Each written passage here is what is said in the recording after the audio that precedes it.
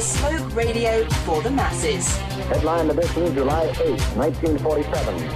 The Army Air Forces has announced that a flying disc has been found and is now in the possession of the Army. If the game is rigged, change the game. Game changer. I occasionally think how quickly our differences worldwide would vanish if we were facing an alien threat from outside this world. This is Fade to Black with your host, Jimmy Church, on the Game Changer Radio Network and KGRA, the Global Radio Alliance. I need your help to get to the year 1985. You're listening to Fade to Black with Jimmy Church on the Game Changer Network. Yeah.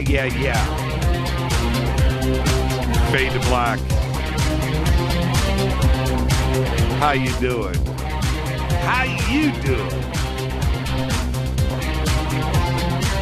All right, let's go. Fade to Black, bespoke radio for the masses. Today's Wednesday, September 9th. We are live from the City of Angels Studios right here in downtown Gates of Hell, Burbank, California. COA Vapor, makers of the Fade to Black e-juice. It's called Fader Loops. Go and get yourself some. Click on the banner right there at JimmyChurchRadio.com. Use the promo code Jimmy for that Fader Not special. I'd like to welcome everybody listening all around the world, all across the United States. Hither and thither, to and fro, back and forth, up and down, east and west, north and south, far and near. This is Fade to Black. For KJCR and the Game Changer Network and KGRA The Planet, I'm your oh-so-humble host, Jimmy Church. What is cracking, everybody? Great show last night with Cheryl Jones. Amazing conversation. Tonight we have very special guest, Brien Foerster. All the way from South America, live. Oh, yeah. It's always great when Brien is on the show. Take a tour around the world. He just got back from Australia. We're going to be talking about that as well. Oh, yeah. Worked all day to get my pipes back. I'm sort of there. I got a little volume tonight. Man, that was rough last night, wasn't it? It was like, how you doing, Cheryl? I had no pipes. I'm so used to just being loud and obnoxious, and I was trying to force it out last night. It was bizarre. It was like Twilight Zone, but I'm about halfway there tonight, and still fighting this summer cold. It is still, for everybody listening, I don't know what it's like where you are around the world or across the United States, but here in Southern California in general, 3 digits, triple digits all across the state. San Francisco is about to get blasted all the way through the weekend, and it's hot. I mean, it is hot. This morning, I walked out on the back patio over at Casa de Church, and I mean, my plants, I'm like, oh, no. Everything is just, it's cooked, man. It is cooked. Whew. All right. Great show last night with Cheryl Jones. And talking about the mass media and how it was funny to hear her agree with me. Just take a story and flip it over 180 degrees. And right before showtime tonight, I'm flipping through the internet and just looking at a few things, and I catch this headline on CNN, and I thought, okay, now here, my friends, this is a classic example of what I am talking about. This is not a political show, but it is a show about conspiracy, and there is one going on with the mass media, and I see this headline. And I click because I'm just like, no, Really? But this is how deceiving it can get. So I'm over at CNN. You can do this yourself right now. The headline, Trump insults Fiorina in Rolling Stone. Quoting, look at that face. Now, the headline says, Trump insults Fiorina in Rolling Stone. I could care less about Donald Trump. I could care less about anything. What I care about is what the mass media is doing. So they roll this headline. And I thought to myself, nobody's that stupid. Not even Trump is that dumb to say something like that. You just don't do it, right? So I scrolled and I'm reading the article, and it is the most misleading thing. It's misleading on two fronts. It's misleading by CNN. It's a lie. And two, it's a breakdown of confidentiality with Rolling Stone. And let me explain. Okay? It says, blah, blah, blah. Donald Trump's latest close-up is coming from the unlikeliest of magazines, Rolling Stone. Right? Okay. And it says, when the magazine's cover story came out today, the most talked about passage was a Trump comment about rival Republican presidential candidate Carly Fiorina. And then just go down, and it says, according to writer Paul Solotaroff, he was sitting with Trump watching a newscast when a video clip zoomed in on Fiorina. And then Trump says, off the record, I'm not saying that's not what it says here, but this is what happened. He just turns to Paul and says, look at that face. Who would vote for that? Trump said to him. Can you imagine that? And now it's a private conversation. Now, should Trump have said it? No, of course not. But it wasn't that he said it during an interview. Okay, in response to a question. So it's misleading. And I don't understand why. I mean, does CNN really need clicks that bad? They got a click out of me. I clicked on it. Trump insults Fiorina and Rolling Stone. No, he did not. He didn't. And Solotaroff, Paul, what is he doing even printing it in the first place? You know what I'm saying? It's kind of wrong. Trump shouldn't have said it. He's a doofus, but nonetheless, you know what I mean? And there you go. So when I talk about Rolling Stone is part of this, CNN, and it's just totally 100% out of context and misleading. And this steers public opinion. I don't care about Trump. I don't care about his. I don't care. I don't care if this was Hillary talking about Bill. I don't care if this was Jeb Bush talking about Chris Christie. If it's taken out of context like this, and Jeb Bush says, oh, look at Chris Christie's face. Who would vote for that? And it's just because he's watching an image on the screen. You don't turn around and print it and act like it was part of the interview. And then CNN showing no responsibility at all to turn around and make it a headline. And it could be about anything. I'm just saying this was like an arbitrary click by me right before showtime tonight. That's it. This is how misleading things are. Now, what did I say? What have I said nearly every single day on this show? Take the headline, take the story, flip it over 180 degrees, and you got the truth. Here's an example of that. Take that headline right there. Trump insults Fiorina in Rolling Stone. Flip that over 180 degrees. He didn't insult her in Rolling Stone. It's totally misleading. And it could be about anything. I said it on the show last night. It could be about car tires. It could be about Band-Aids. It could be about chicken McNuggets, whatever, Ebola. Take the story, flip it over 180 degrees, and you got the truth. Here's an example of that. And so in response to the show last night, I just decided to just do a little experiment today. And I went through all of the major websites. I went to everything from MSNBC to Yahoo, CNN, Fox, Business Insider, International Business Times. I went to RT, Al Jazeera, and BBC, and was just going through the headlines and clicking on them and to see what the context of the story was about.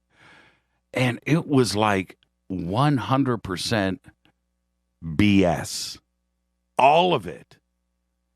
And a lot of it was just reprints. That's the other shocking thing. You can read the same story on different websites. But nonetheless, it was it was fascinating to me. And I know I preach this every day. But what I don't want is like one day getting caught. Like, Jimmy, actually, this headline was accurate. Well, okay. A plane fell out of the sky. Okay, well, that's accurate. But it's the context of the story that's behind it. Okay? Somebody's killed. Okay, but what's the real story behind it? Somebody was kidnapped. What's the real story behind it? It's 115 degrees here today in Burbank. That's okay. But what's the real story behind it? Okay? It's just fascinating to me, and there is a classic example of it right there. All right, man, I could just go on all night about this, but we have a show to do. We have Brien Foerster in here tonight, and let's get this show cracking. Let's get things out of the way. Man, wow, I just spent 10 minutes on that. That's how angry I am. The mass media and how they treat me and treat you and treat the world is just disgusting. Absolutely disgusting. I need to run my own network. That's what I need to do. Man. Okay, where am I? Today, used to be funny man, but funny man no more. Adam Sandler is 49 years old. He's not funny anymore, is he? He's just lost it. That's just a money-making machine now. Let's just crank out a movie. Let's do 2 a year. Let's keep the money flowing. And our very own Dale Romero is 29 years old today. Happy birthday, Dale, out there in Las Vegas. Dale and I have known each other for 30 years for sure. And Dale and I have done a lot of things together over the years. Great guy, great friend. Happy birthday, Dale. All right. Our dead guy's birthday today is Otis Redding, 1941 to 1967, died at the age of 26. He was a songwriter. He was a singer. He was a record producer. He was an arranger and a talent scout. Considered by me and everybody else one of the greatest singers ever in the history of music, period. And part of the Stax sound out of Memphis, Tennessee. And after appearing at the 1967 Monterey Pop Festival, Redding wrote and recorded Sitting on Dock of the Bay with Stax guitarist producer Steve Cropper. You know Steve. He was the guitar player in the Blues Brothers, the guy with the beard, looks like a biker. Steve Cropper. That's Steve Cropper. And they wrote the song while they were staying with their friend Earl Speedo Sims on a houseboat in Sausalito. Well, the song, Dock of the Bay, was recorded in early December 1967. Remember that, first week of December 1967. On December 9th, 1967, they appeared on the Upbeat television show. Redding's next stop was in Madison, Wisconsin, 4 miles from their destination at Trox Field in Madison. The pilot radioed for permission to land. Shortly thereafter, the plane crashed into Lake Monona. The crazy thing about this story is they go and they record the song and at Stax in Memphis. And Cropper starts to mix the song. He's finishing up the song. The last thing he saw was Otis walking out the door. Man, I'll see him when I get back. And then he went and died in the plane crash. And Steve Cropper had to mix and finish the song knowing that Otis had died. He said it was the hardest thing he's ever. I can't imagine doing that, listening to the mix over and over again. But it was the first song to go to number 1 posthumously. And there you go. Rest in peace. Happy birthday, Otis Redding. All right. And with that, the word of the day is still spoon. It just rolls off the tongue, don't it? This is Fade to Black. I'm your host, Jimmy Church. I'll be back right after this short break with all of the news that you know nothing about. And then at the bottom of the hour, Brien Foerster from Paracas, South America. I'm your host, Jimmy Church. This is the Game Changer Network on KGRA, The Planet. I'll be back right after this. Stay with us.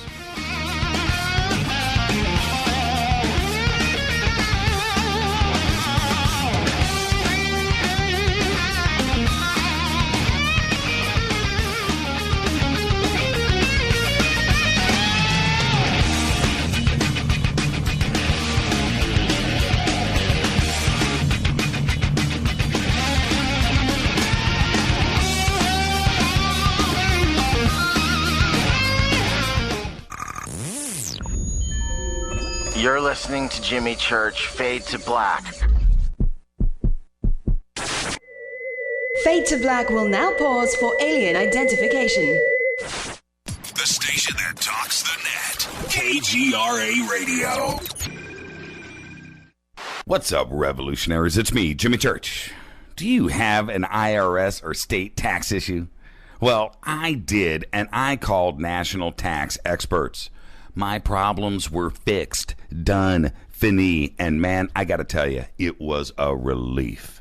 National Tax Experts are a recognized tax office that services clients in all 50 states. It doesn't matter where you live. Give them a call. I'm telling you, they take the time to understand each and every client's individual financial status as well as their financial goals. And that's exactly what you need, my brother, when you're taking on the evil three-letter. So, seriously, give them a call today at 1-877-909-5444. Again, 1-877-909-5444. Or go check out their website, www.nattaxexperts.com. That's NATTAXEXPERTS.com. Tell them Jimmy sent you. 9 out of 10 geneticists agree. Fade to Black is not your father's radio show on the Game Changer Radio Network and KGRA, The Planet. Hi, this is Chase Kletsky with Fate Magazine Radio, and you're listening to Jimmy Church and Fade to Black on the Game Changer Network and the KGRA digital broadcast station where the Fade or Nots rock. Hi, this is Rob Reiner from Anvil, and you're listening to JimmyChurchRadio.com. What's up? I'm Chris. What up? This is Kyle Massey, and you're listening to Jimmy Church Radio.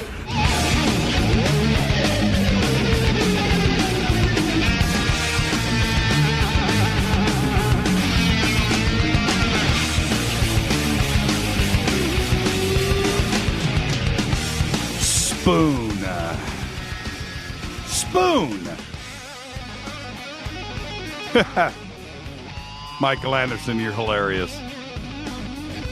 Welcome. This is Fade to Black. I'm your host, Jimmy Church. Tonight, Brien Foerster is with us. Yes, live from Paracas, South America. All right. On this day in history, 1971, riot at Attica Prison. Yes, it went down. It was horrific. In which 10 hostages and 29 inmates were killed in an indiscriminate hail of gunfire after the investigation, and all the prison officials and everybody tried to say that, the prisoners had slashed the throats of the hostages, and then they found out that that wasn't the case. They were all shot by the guards because they shot into a cloud of tear gas. It was absolutely horrible. But 1971, Attica. Fader fact. Today, check this out. This is a real Fader fact right here. Today, at over 63 years, Elizabeth II becomes Britain's longest-serving monarch. She's 89 years old. And I think today she went to Scotland and dedicated a rail line or something. Some new railroad. 89 years old. Had the hat on. 89 years old. whatever you think about the monarchy, none of that matters. I mean, you make it 89, good for you. Rumors are she's on her 5th heart transplant, but or is that a Rothschild? Or is that a Rockefeller? One of them. Queen Elizabeth, the reptilian queen. 63 years. All right. All of the news that you know nothing about. All right. In its first implementation of a new anti-terrorism law, the Egyptian government arrested 3 Facebook users this past August 23rd on charges of incitement to violence, accusing them of spreading materials in support of the violent extremist organization known as ISIS. The 3 individuals, 2 of them students and one of them a veterinarian, were targeted for a security search and then arrested after authorities found what they alleged to be pro-ISIS videos on their laptops. It is unclear why they were originally selected for the investigation in the first place, but the law was ratified by President Abdel Fattah al-Sisi this past August. The law imposes a minimum prison sentence of 5 years on all those who create, use a website to promote ideas or beliefs that call for committing terrorist acts. 2 new studies are adding to concerns about one of the most troubling scenarios for future climate change, the possibility that global warming could slow or shut down the Atlantic's great ocean circulation systems. Yes, the research by separate teams of scientists bolsters predictions of disruptions to the global ocean currents, such as the Gulf Stream. Remember, all of this brings the warm water from the south up to the north, and Europe, without the Gulf Stream, would be really cold. Yeah, it's pretty trippy, isn't it? And if that stops, the woolly mammoth will be right behind. Trust me. You remember free insides?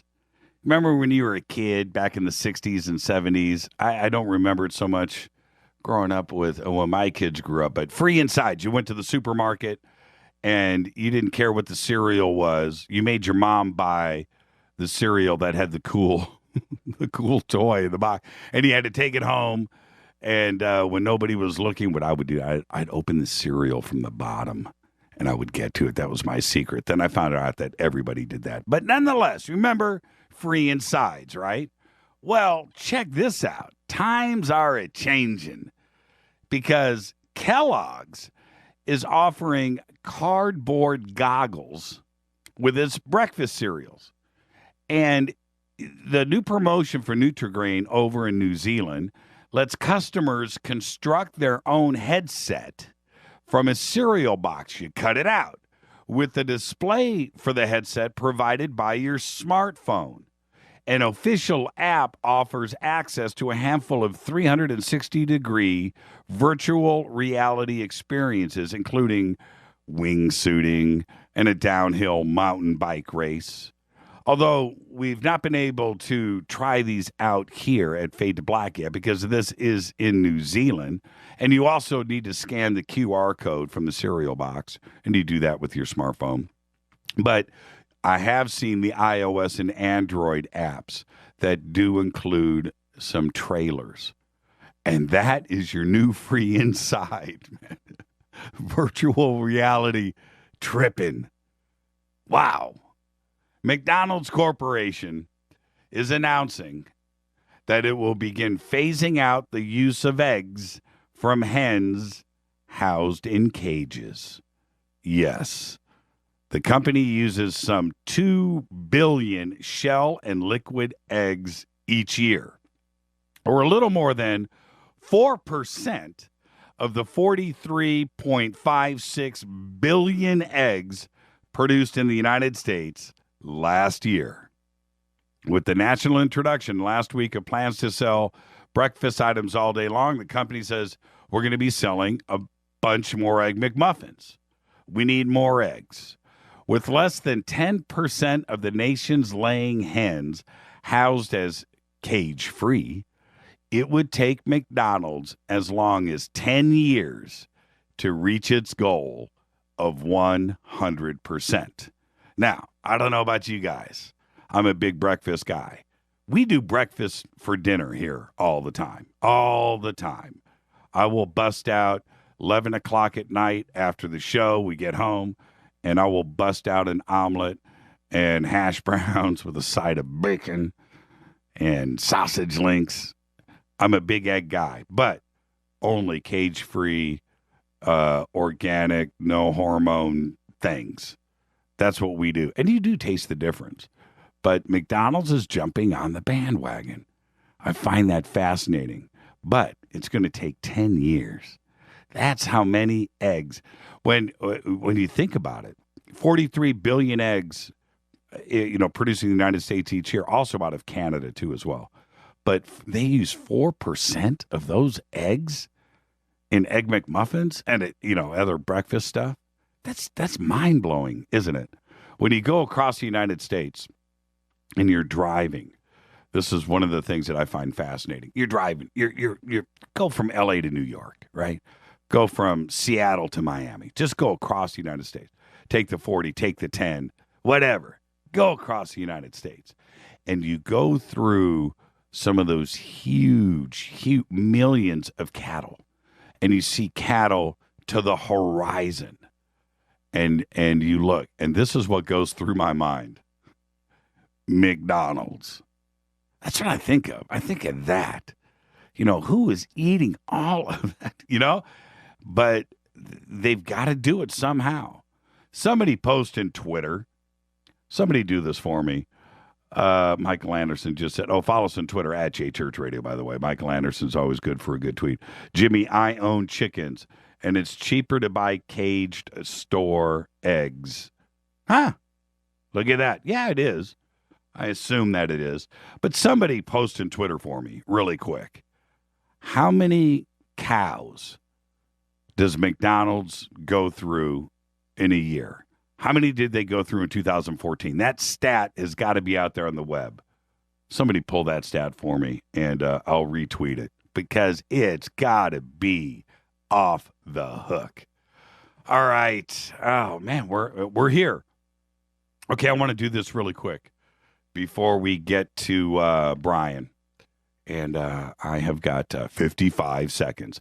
A U.S. Coast Guard icebreaker has carved its way all the way to the North Pole, becoming the first American surface ship to get to the top of the world by itself. Officials announced yesterday the U.S. Coast Guard cutter Healy, which is based in Seattle, arrived at the North Pole on September 5th. But how did they do it, finally? Global warming. They just punched through the ice. And they had to get there because all the nations now that everything is thawed out up there, it's oil, gas, minerals, and shipping routes. And that's why they are there. Always read between the lines. 180 degrees. Flip it. This is Fade to Black. I'm your host, Jimmy Church. When I come back after this short break, Brien Foerster, live from Caracas, South America. This is Fade to Black, bespoke radio for the masses on the Game Changer Network and KGRA, The Planet. I'll be back right after this. Stay with us.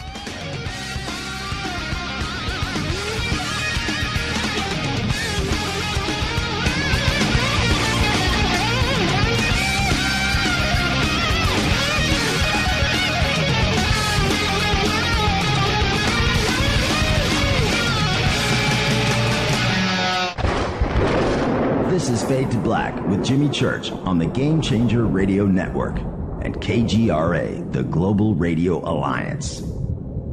The station that talks the net. KGRA Radio. Hello, I'm Katie, and you're listening to my main man, Jimmy Church, on JimmyChurchRadio.com. Hi, this is Jimmy Church of Fade to Black. Today, everybody, the Fadernauts and planet Earth is vaping, and I'm very proud to announce our very own e-juice. When we were approached by City of Angels Vapor about Fade to Black e-juice, I wanted to make sure that it was the very best, and that the flavors were something that I could create myself, and we did just that. Introducing Fade to Black Fader Loops. This will take you right back to Saturday morning cartoons and your favorite bowl of fruity, loopy cereal. Just click on the banner or go to www.coavapor.com. Enter the promo code Jimmy for the Fade or Not special. That's www.coavapor.com. Göbekli Tepe. Hi, this is Ray Hobbs here, repping the planet, and you're listening to my good friend, Jimmy Church, Fade to Black, on the Game Changer Network and the KGRA digital broadcast station. Imagine no longer being tied down to your computer, but having the freedom to take live talk radio with you anywhere you go. TalkStream Live introduces our first ever iPhone application. The talk shows you follow now follow you. And your iPhone is now the fastest and easiest way to stay connected to the best talk radio on the internet. Let TalkStream Live transform the way you listen to radio. Listen to live talk shows 24 hours a day, 7 days a week. Mobile talk radio from TalkStream Live. Now available in the iTunes App Store. This is Toby Kebbell. You're listening to JimmyChurchRadio.com. Don't hurt me, Jimmy. I'm only little. Hey, I'm Adrian Grenier. And this is Ari Gold. We're the Honey Brothers. Yes. We are of the Honey Brothers. Hey, I'm Adrian Grenier. And I'm Ari Gold. We're the Honey Brothers. And you're listening to Jimmy Church. The Revolution. Attention, all Fade or Not. Studio Dome has a special deal on their SD1 Bluetooth speaker. Just go to JimmyChurchRadio.com, click on their banner, enter the promo code Jimmy, and you get $40 off and free shipping on the SD1. It's voice activated, comes with a USB antenna, cables, and a carry bag. Never listen to your phone, tablet, or laptop speakers ever again. It's the only way to listen to Fade to Black. That's JimmyChurchRadio.com, Studio Dome banner, promo code Jimmy. Göbekli Tepe. This is Micah Hanks of the Gralien Report, and you're listening to Jimmy Church on Fade to Black, across the globe on the Game Changer Radio Network and the one and only KGRA Radio, The Planet.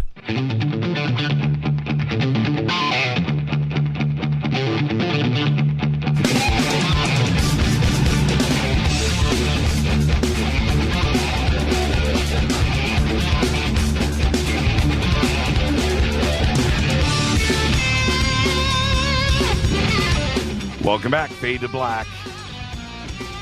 I'm your host, Jimmy Church. Welcome to everybody listening all around the world, all across the United States. Tonight, Brien Foerster is with us. And this is what's cool about having Brien on the show. All of my favorite subjects can get covered in one conversation. We're talking about Peru, Bolivia, Central, South America, the United States, Australia, Giza, Göbekli Tepe. We can get it all in with a little dose of ancient alien theory, and Brian's probably got a good ghost story, too, if I went there with him, too. And I just enjoy listening to him. In my eyes, he's a man's man. He's a world traveler. He's done it all. There is one thing that a lot of us do. And I'm a victim of this. I investigate and I research on the internet because I can't go to Göbekli Tepe. I have a show to do. I can't go to Mexico. I can't go to Mexico City, Guatemala, Honduras, Costa Rica, Bolivia, Cusco. I can't do those things. Machu Picchu. Brien does. He does, and he's armed with a video camera, and now he's got a drone, and I can't wait to talk to him about that as well. But he goes. He investigates. He's got a full circle of intelligent friends that he does these tours with, and it is just a great time, and I'm so honored to have him back on the show. Brien was born in Rochester, Minnesota, but he grew up on the west coast of Canada. After completing an honors Bachelor's of Science degree, Brien decided to take up carving and sculpture full-time at the age of 25. In 1995, he moved to Maui, Hawaii, and was hired as an assistant project manager for the building of a 62-foot double-hull sailing canoe. This project lasted 2 years.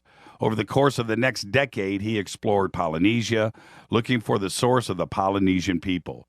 Peru became his next major area of interest. The study of the Inca culture led to his writing of his first book, A Brief History of the Incas. As of April 2015, he has written a total of 16 books. He also writes articles for Graham Hancock over at GrahamHancock.com and worked with Lloyd Pye of the Star Child Project, and it's one of the first questions I'm going to have for Brien tonight. He accounts, amongst his colleagues, Stephen Mailer, Christopher Dunn, Robert Schock, Hugh Newman, and he also co-sponsors tours with L.A. Marzulli and many other well-known alternative authors and researchers. He has been as of now, 12 episodes of Ancient Aliens, numerous radio shows, including Red Ice and Coast to Coast AM, Jeff Rance, Project Camelot, Unsealed, as well as the Watchers series, and he was in episodes 6 and 8. I have seen them both. His current website is hiddenincatours.com. All of the links are at jimmychurchradio.com. Whew, that was a mouthful. Welcome back to the show, Brien. How are you? Oh, Brien, are you there? I've got him live. Brien? Okay. Let's reset. Let's reset. Man, you gotta love this. Brien and I were talking just before the show too, and we were so happy about the phone connection in down in South America, and everything was sounding great. And boom, comes down to showtime, and I've got no Brien. Okay, let's see here. Let me do this. Boom, boom, boom, and go. One of the things he'll be right here. One of the things that I want to talk to Brien about is Lloyd Pye, and we're gonna go deep into it tonight because there's a video, and I've spoken about it a lot on this show. But there's a video by Lloyd Pye. It's called "Everything That You Know Is Wrong." I think that's what it's called. You can go see it. There's literally millions of views of that video. But this presentation is one of the reasons to own to have the internet, to own a computer. If you go and you do something on YouTube, and he says he's here. Okay, no, you are not here, Brien. Brien, you are not here. Hello. There you are. How are you, Brien? Good. How about you, Mr. Church? I am doing fantastic. Welcome back to the show, and going through your bio, which I've edited down and rewritten it and shortened it so much. I don't know how you've done so much in your life by the age of, how old are you now? 29? What? 56. How is it possible, Brien? It's just, seriously, a man's man. And kudos to you for rolling that rock uphill for so long. But one of the things that I said, and I admit to this, is, Brien, seriously, I research on the internet. I have shows that I do here live every single day. I can't go to Cusco. I can't go to Paracas. I can't go to Pumapunku or Australia. Or, I can't go to Göbekli Tepe or Giza. I can't do that. But you are a guy that does that, and you're armed with your video camera. Now, you got your drone, by the way. I love it.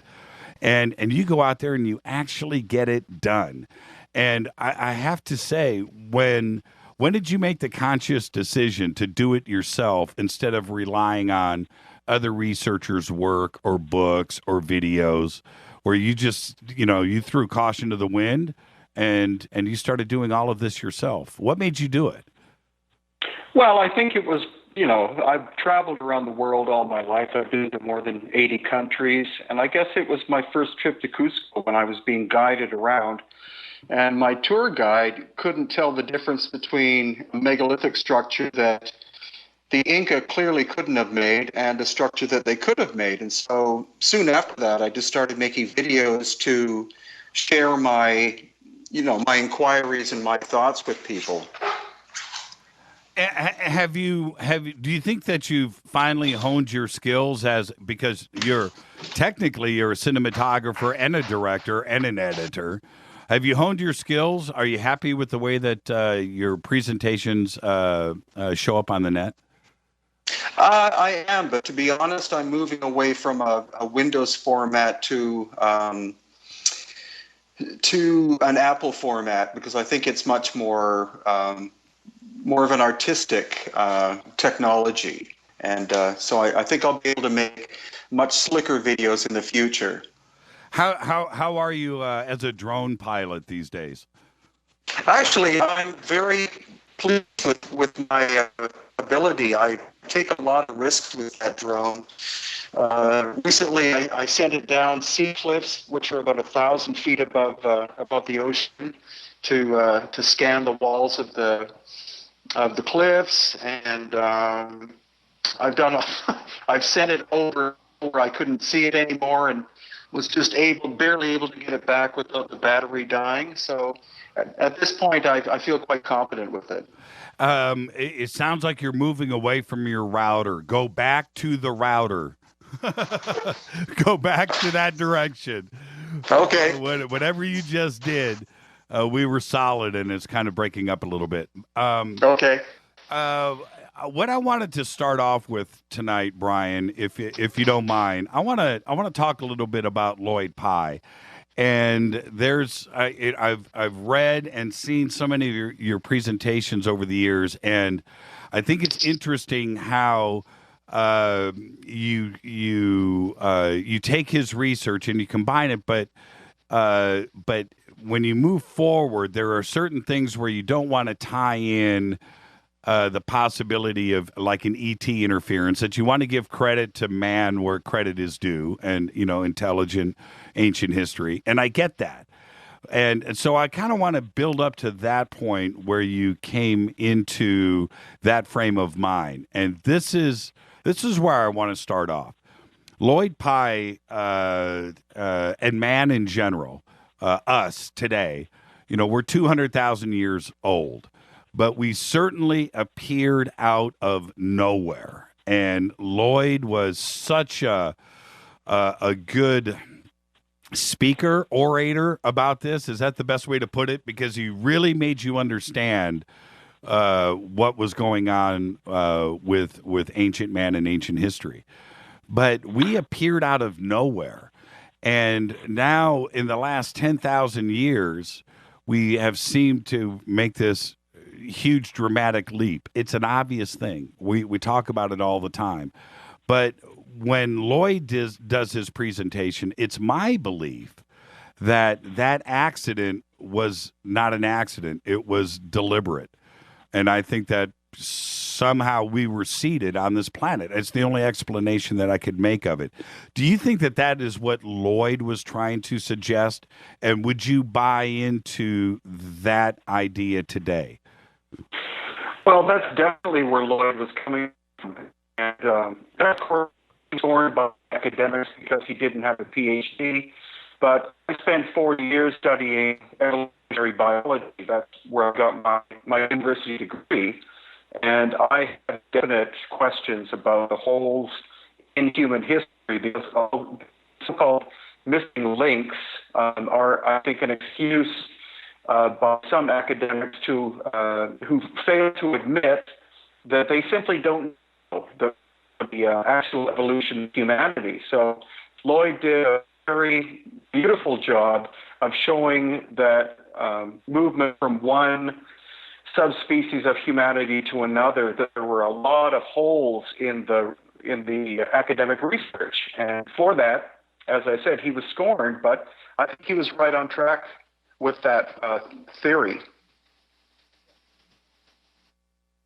I'm here. I'm trying to work on our audio there, Brien. It's skipping out a little bit, but let's stay with it, and we'll go to the first break, and if not, we'll reset the lines. Okay. It started to see, now you sound fine, so hopefully it'll catch up with itself. And then, but to today, when you look at different aspects of humanity, not only in Peru and Bolivia, but specifically the Nazca lines, where Eric von Daniken and his excellent work, is always suggested, and that one guy does look a little bit ET-ish on the side of the hill. But it's your view that, you know what? Just maybe just maybe we did that, and you pointed out your reasons for it. So, are you okay with going with possibly an ancient alien influence in some aspects of civilization, but on other ones you want to put your foot down and say, look, we need to really look at ourselves in ancient cultures? Well, I don't think you can exclude the idea that humanity was possibly manipulated by outside forces of some kind, because, as I said, evolutionary biology is not an exact science. So there is a possibility that we have been seeded to some degree by energies or entities from elsewhere. We're the most destructive species on this planet. We're the one that actually doesn't fit in with nature very well at all. Everything else seems to work in combination or in harmony with each other. We have this amazing capability of self-destruction, environmental destruction, etc. And I don't think that's something that a planet would produce on its own. Yeah, we do have a bad habit of torched earth. It's our policy, no matter where it is, whether it's, London or any of the cities in Europe during the Renaissance and the Industrial Age. We just burnt that, everything to the ground and used up all of the resources around us with reckless abandon. Yeah, and I don't think that's a natural state of being. Now, I want to go back to Lloyd Pye really quick. What did you learn from him when, aside from the Star Child project? There's so many different aspects to Lloyd. I never got to meet the man, and I never interviewed him, and I never sat down with him. And I wish that I had. Looking back, what is it that you took away from Lloyd? Well, I think he was an expert on having a really hard look at the so-called evolution of humanity. He was expert on human primates, etc. Able to look at skeletal examinations and comparisons of different. Okay, now we lost you all together. Whoops. Okay. Okay, you just repeat the answer, the whole thing. It got cut off. Okay, well, he was not a so-called academic, but he was able to look with a very, good left-brain mind at humanity's history, stretching way back in time, and he saw many inconsistencies with the so-called idea that we evolved from apes, and I honestly believe that his studies are correct. There are a lot of so-called missing links, which I think are excuses for the fact that the academics don't know how one species could have evolved from another. And as well as that, the Star Child project by itself, I think he did a brilliant job conducting that. He was fascinated by the Paracas elongated skulls, and that's when he and I first got into communication. Did you ever check out the Star Child skull yourself? Did you hold it? Check it out? No, as far as I know, for quite a while, the Star Child has been kept locked away somewhere. He usually used a copy. And now the Star Child Foundation has it. Yeah, well, who's got it now? It's called the Star Child Foundation. You can look it up on the internet. I'm not really sure who's in charge of it. Their job is to continue doing the DNA testing of the Star Child and other medical and chemical examinations. And have you had the opportunity to compare some of that DNA to maybe the Paracas skulls, and how is that DNA research coming? Well, we're actually at the final stages. All we need now is approval from the Peruvian government to have the samples taken. And as soon as we get that, the papers have been given to the Peruvian government. If they give approval, then our team from the U.S. will come down almost immediately take the samples and then take them to various labs in the United States and other countries for extensive examination. Do you think they're holding? Do you think it's actually going to be approved? I don't see why it wouldn't, because I honestly don't think the Peruvian government has time to be concerned with such a minor project as this. It's not like in other countries where there are some scientists who are trying to cover up different things. And so, as far as I know, it will go ahead. It is for the benefit of the Peruvian people and the Peruvian government to give them a better idea of the history of at least one of their ancient cultures. So I'm reasonably confident that it will happen.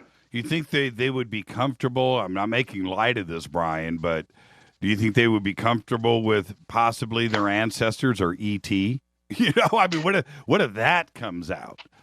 Well, we would never know that, because all we can do is compare the DNA from this area of Paracas with what is in GenBank in the United States, which is the most extensive mapping of the human genome and different haplotypes. And so that's all we could find out is, were these ancient people 100% Native American, or is it a possibility that there were other people involved in their ancestry?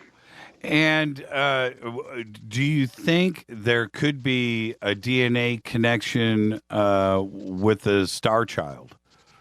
No, I don't think so. The Star Child, unfortunately, there was only one example that was ever found so far. And as compared to, there are thousands of Paracas elongated skulls.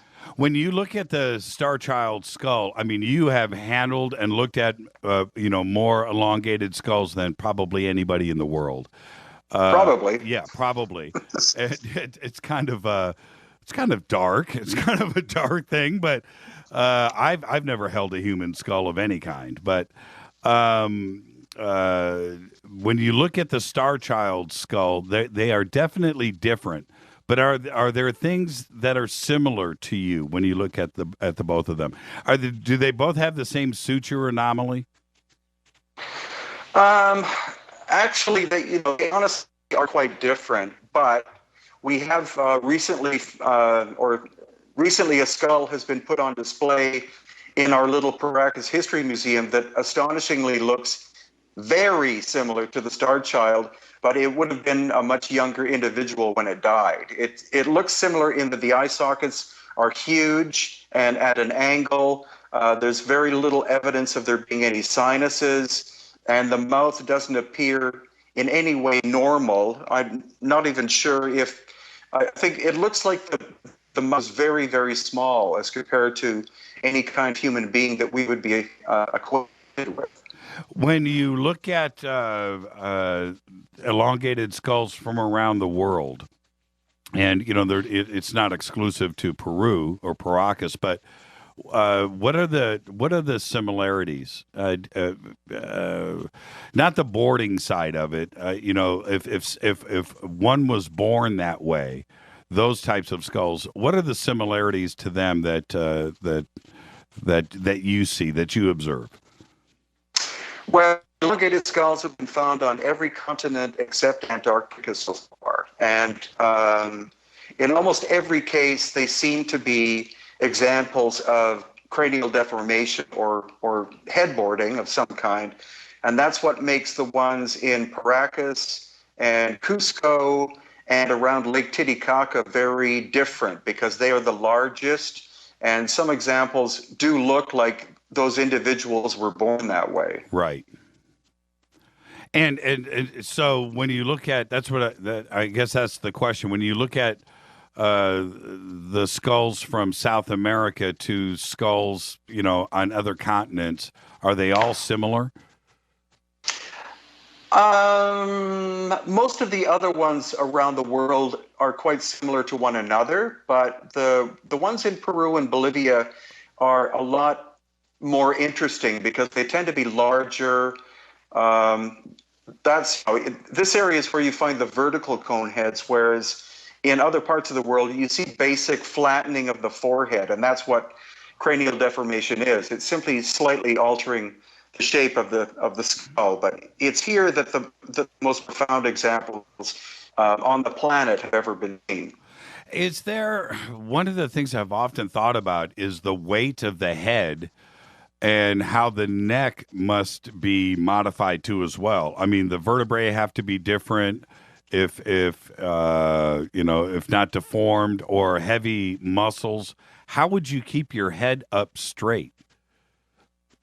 Well, the interesting thing is the hole in the bottom of the skull is in a different position than a normal skull. It looks like that's what nature provided, was that the hole is back or closer to the back of the skull, and that would assist in the whole vertebra and muscle tissue system to be able to hold the skull up vertically. We also have evidence that they had very massive neck muscles to accommodate this natural elongated head. So you're saying it would be balanced then? Yeah. That's interesting. I didn't think of it. I think most of us look at it as an extension off of the back of a normal skull, where the neck joins the skull, and then that is additional in the back. But you're suggesting that hole at the bottom of the skull is moved back, and it's a natural thing, and then the skull is actually, the head would be balanced. Yeah, exactly, and that's why I use the term natural rather than evolutionary, because again, the evolution, I think, should be re-examined much more. We've been when I was in university, Darwinian evolution was shoved down my throat, and I had no choice but to accept it 100%. I was even told by a professor that if I didn't accept it as being pure truth, I would never have a future. And that's the other thing that you have with everybody else, is your background is in biology. That's right. Yeah. Let's take a quick break, and we'll be back in about 2 minutes. This is Fade to Black. Tonight, Brien Foerster live from South America. I'm your host, Jimmy Church. This is Fade to Black on the Game Changer Network and KGRA, The Planet. More with Brien Foerster right after this. Stay with us.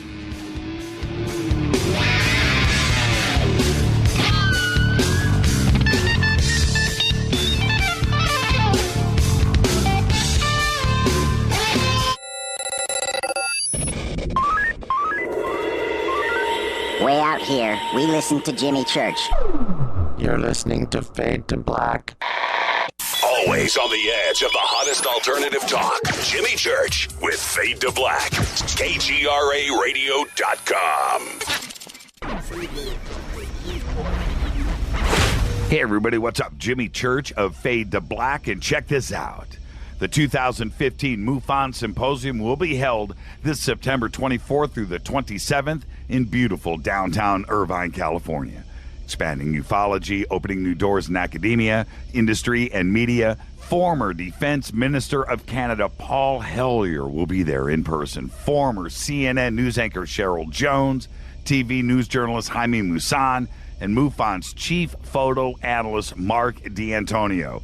They're just a few of the growing list of names for the 2015 event. It's September 24th through the 27th at the beautiful Hotel Irvine.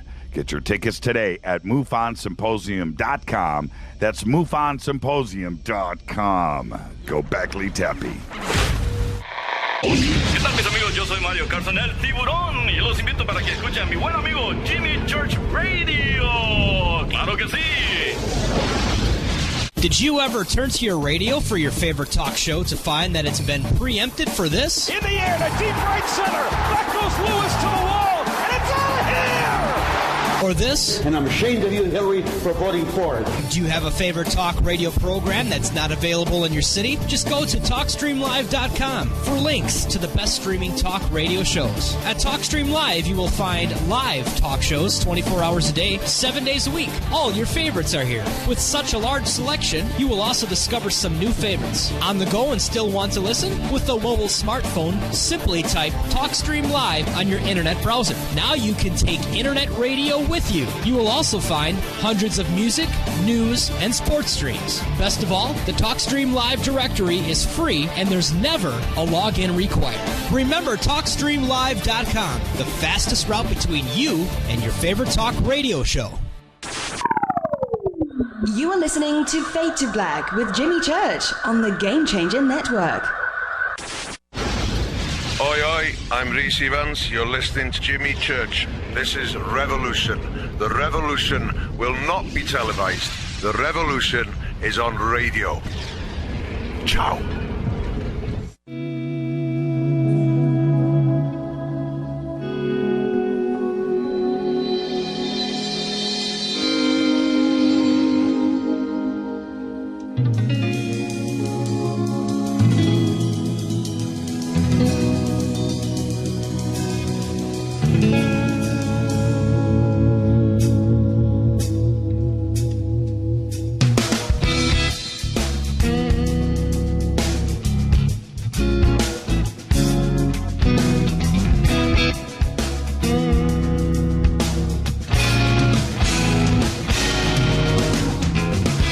Welcome back, Fade to Black. Tonight, Brien Foerster is with us live from Caracas, South America. I'm your host, Jimmy Church. This is Fade to Black. Follow us on Twitter at JChurchRadio. And you can, if you have any questions for myself or Brien, you can use hashtag F2BQ in Twitter. And also email is jimmy@jimmychurchradio.com. Brien, I want to jump over to Australia because I know that you just got back. But before we get there, Renee wanted me to ask you about your theories on the origin and possible purposes of the bowls that were found in Sakara. That's a great question. What I can say is that some of those bowls were clearly done on a lathe of some kind. And we're talking a modern lathe. We're not talking some primitive lathe that was, turned by an animal or human effort. And so they're as complex as anything that could have been made in the 20th century, and yet, they're said to have been made during the dynastic Egyptian period. So they're definitely a smoking gun as regards lost ancient technology of Egypt. I was listening to one of your presentations about a year ago, and one of the things that stuck out to me on this, and I've seen you talk about this in video too, is the size of these cutting discs over in Egypt would have to have been huge. We're talking, 10, 20 feet in diameter, but yet only an eighth of an inch thick.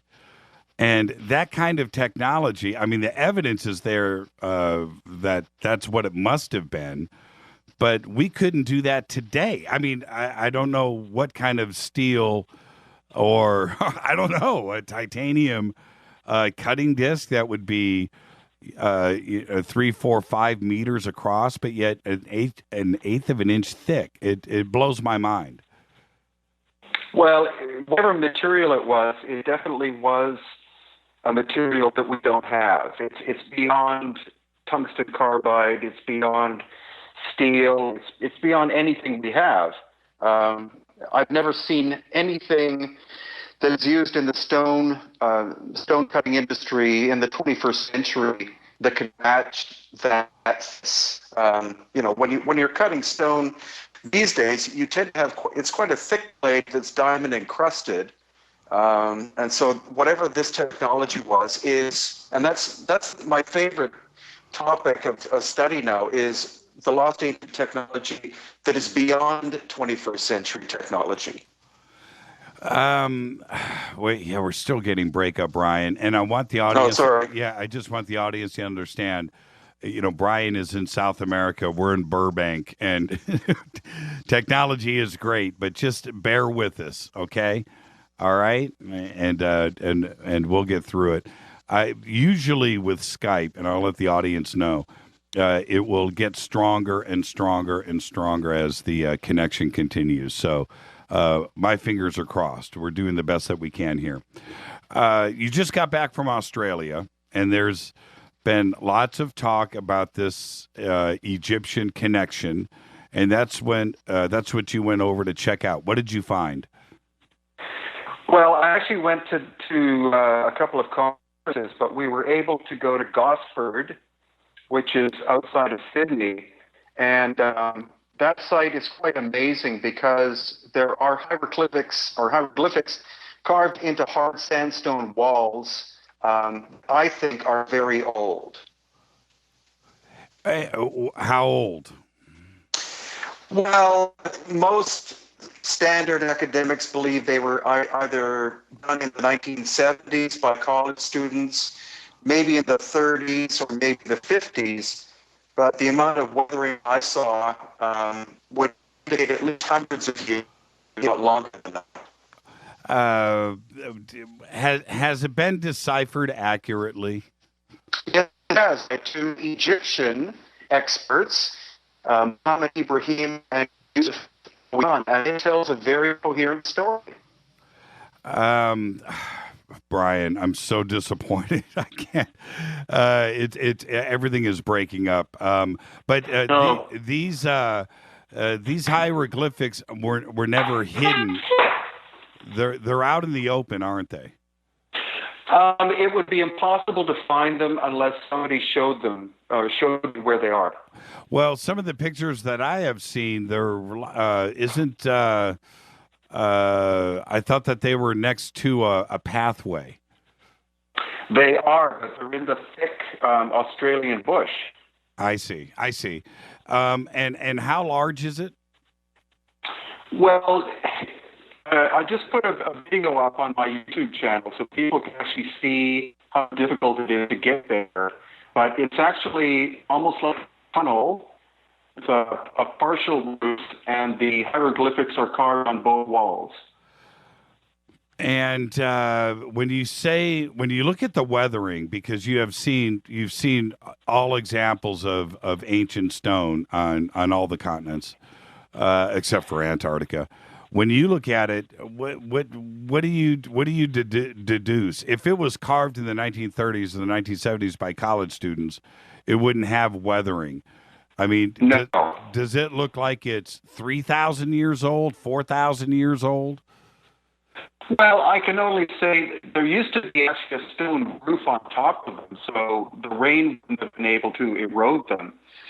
And also, the sandstone is very hard, at equal depth. And if it was done recently, then you would have a crispness or a sharpness in the surface of the wall and the carvings themselves. They're all rounded off. And that would indicate, I think, extreme age. Let's do this. Hey, Brien, let's do this. Let's reset, but I'm going to have you call me. Okay? We're going to reverse the connection. Let's see if we can improve this. Let's just do it right now. You call me right back.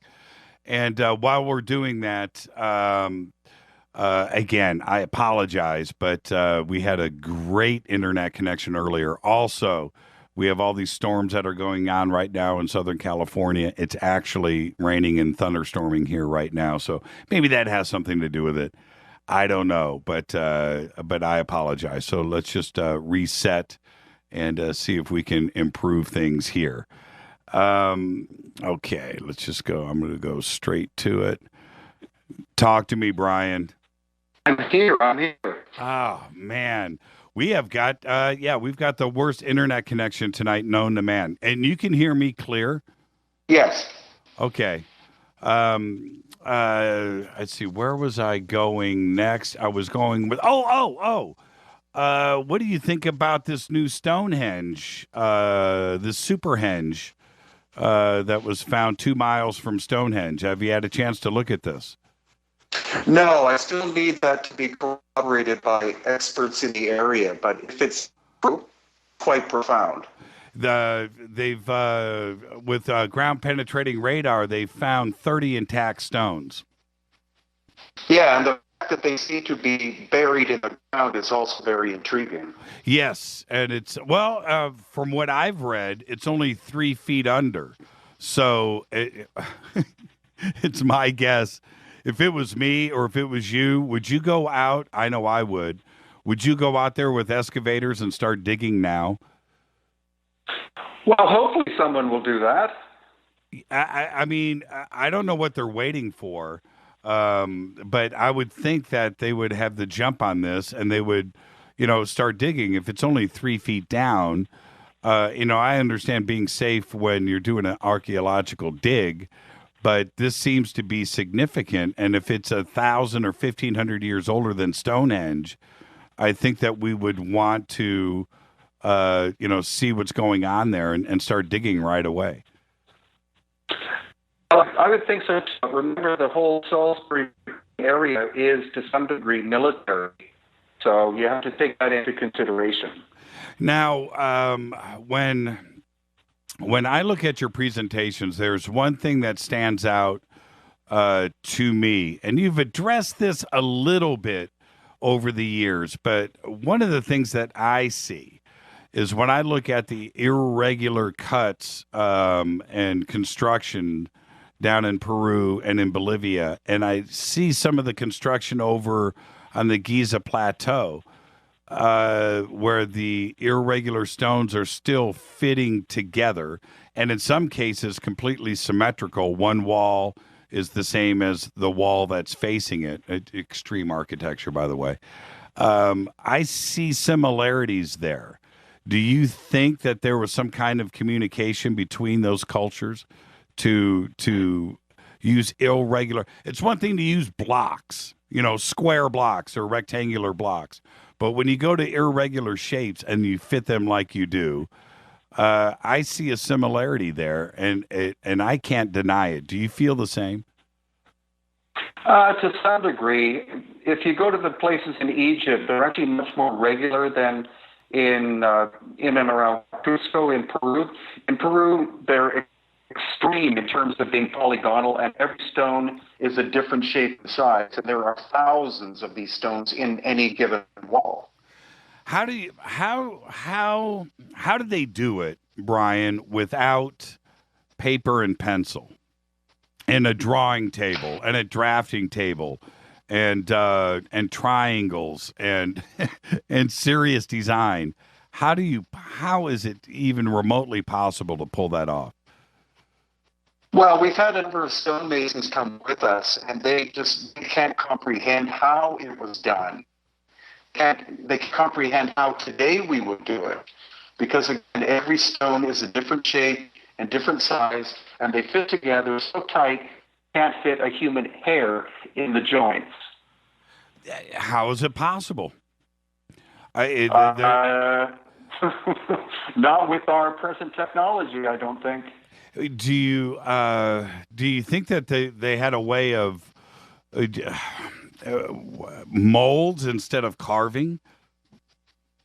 I don't think molds. I think the only logical way is that they were able to manipulate matter in terms of being able to soften the stone to the texture of marshmallows. And that's not what you can do.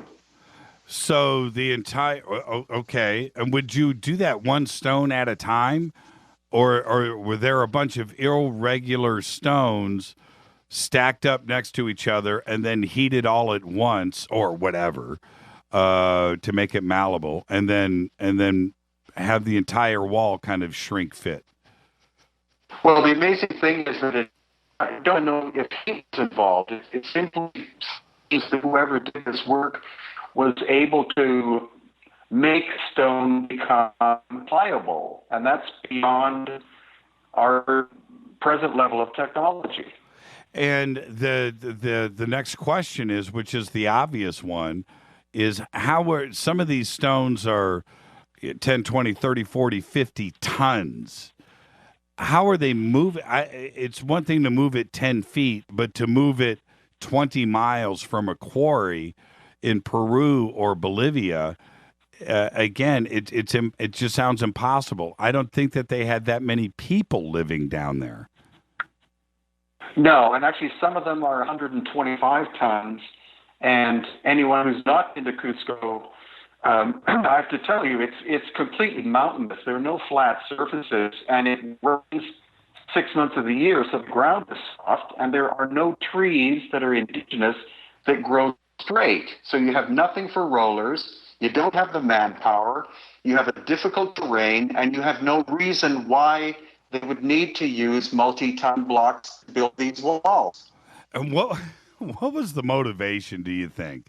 When you look around and you see these extraordinary walls, what is the motivation that the chief or the leader is doing with his limited population to build the walls to begin with? There's got to be motivation there, because they needed to worry about food and eating and shelter and protection from the elements and animals and everything else that you had to deal with in daily life, let alone let's build this wall and let's move these 100-ton blocks 20 miles. What do you say, guys? Let's go do it. What's the motivation to get such a limited population to go and build a wall? I honestly think now that it was sense. I think that whoever did these constructions trying to keep, let's call them normal human beings, away from them. I think they were people of incredible intelligence and capability who were far beyond the common humanity of the area, and they built these structures to keep mainly people out. The rocks that were carved early on, the early megalithic structures, to my eyes, was the most fascinating construction. And then, and it's not only in South America, but you see evidence of this all around the world, where the oldest stuff is the coolest stuff. The oldest stuff is the most complicated. The oldest stuff was the most difficult to move, but yet the most beautiful too as well. And then you see this degradation over time. Why did we lose the technology, and why is the oldest stuff the best? Well, I think the oldest stuff is the best because, again, whoever did this work had astonishing mental capability and possibly were able to neutralize gravity. And then we had a massive global cataclysm about 11,500 years ago that shook and destroyed a lot of civilizations around the world. And after that is when we plunged into a dark age for thousands of years, and then finally came out with the rebuilding of humanity, including the Indus Valley in Egypt, India, and other places like that. And with let's move over to Egypt for a second. When your participation on Ancient Aliens and the ancient alien theory that is suggested on the show, and I love the show, and I've watched them all, but do you think that is more, you could more easily apply it to what's going on over in Giza than South America? No, I think both are as curious, and both are would have been as difficult to do, and whoever existed in both parts of the world probably at the same time, 12,000 years ago, had capabilities that we can only dream of. Yeah, our connection, Brien, is frustrating, and again, okay. I apologize for this. The flow, I'm trying to. I'm hanging on your every other word as opposed to every word. It's so frustrating.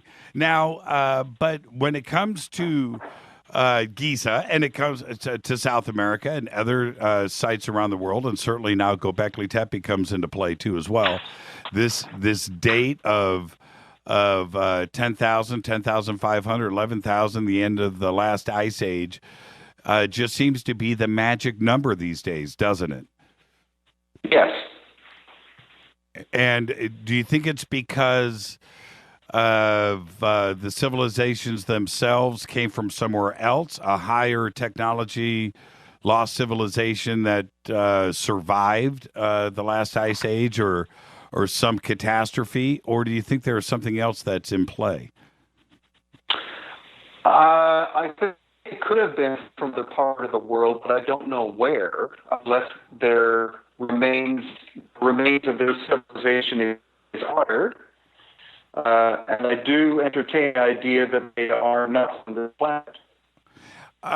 With as much as you have looked at this, and the reason why I'm bringing up 10,500 and 11,000, not only Graham Hancock and Bavall and other great researchers that have looked at this date, and certainly with Graham's new book and that date now tied into something that could have happened here in North America too as well, and the Ice Age ending very quickly and abruptly after lasting for such a long time. But the seas rose 350 feet, 400 feet at almost a moment's notice. It happened very quickly. Do you think that, I hate to use the word Atlantis here, I find it difficult to say, but do you think that there was maybe another continent or something else where that technology came from? The seas rose and that continent went away, and those were the survivors that wound up in ancient Sumeria or Mesopotamia, Göbekli Tepe, the Armenian highlands, and that's where civilization then, started to grab hold. Exactly, but I don't believe that there was an Atlantean continent in the middle of the Atlantic Ocean. It may have been pockets of advanced people who lived slightly above sea level, and now the remnants of their cities or whatever would be underwater. When you look at Giza and you walk around, when you shoot your videos, I want to make this clear to the audience. When it's one thing to look at the pyramids, the Great Pyramids, but to me, that's not the most fascinating aspect, believe it or not, of Giza. It's what's around those pyramids and the other construction and stuff that I find completely fascinating. And they almost don't seem to match. There's something strange going on there. Do you think the pyramids were inherited by the Egyptians? That they were already there, that they could have been 50,000 years old? Forget 10,000. They look like they do today. They haven't changed in 2,000 years for us. Do you think that they were just there and inherited by the Egyptians? 100% yes. And the most intriguing stuff in Egypt is underground. What's your favorite spot? The Serapeum at Sakara. I think I'm with you on that. You know why? It's impossible. That's why. It's impossible. I mean, I still, when I look, there's a video that you did underneath there, and you look at the rows and rows of those red granite sarcophagus boxes, whatever they are. They're all underground. They squeeze those into those small rooms, and you look, and the only word that you can think of is, this is impossible. There's no way to build it. It's an impossible site. It is, and it looks like a scene from a science fiction film, I'll tell you that. It is a surreal place to visit. These tunnels were carved into the bedrock, and then these boxes were brought from at least 500, or the stone was brought from at least 500 miles away, if not 1,000 miles away. So what would be the purpose? Not for the burial of bulls, as the Egyptologists talk about. We're talking about an extreme example of lost ancient high technology that's, mind-boggling. How many boxes are down there, Brien? I believe 27. 27. And how much, guesstimate, how much does each one weigh? 90 to 100 tons. 90 to 100 tons. Yeah. What about the lids? That's the box and the lid. That's the box and the lid. Okay. No, what I mean is, what about the lids? You got to get those in there too. And how do you do that without breaking them? My point is, why isn't there 20 broken ones outside that they just messed up transporting it 500 miles and squeeze. How do you know what I mean? But yet they're all in there. They're perfect and they're amazing and they're not broken. Could they have been carved in place? And that's even crazier because then they would have been much heavier. Have you been able to figure out a way that they got this done? No, and we bring engineers in there, and they just can't believe it because there's no soot on the ceiling, so it would, they had to have some kind of light, which would be modern light, or the boxes were made outside, but how they brought them inside and fit them when the walls of these tunnels are only 2 feet wider than the boxes themselves. Yeah, we've all moved a refrigerator up some stairs, right? We know how difficult that is trying to negotiate, but now we're talking about 90-ton red granite blocks. I don't get it. It's impossible. I hate to say it, but it's just it looks to me like it was impossible unless the boxes were in place and they somehow built the underground section around it. And that's impossible, right? Am I being too cavalier here?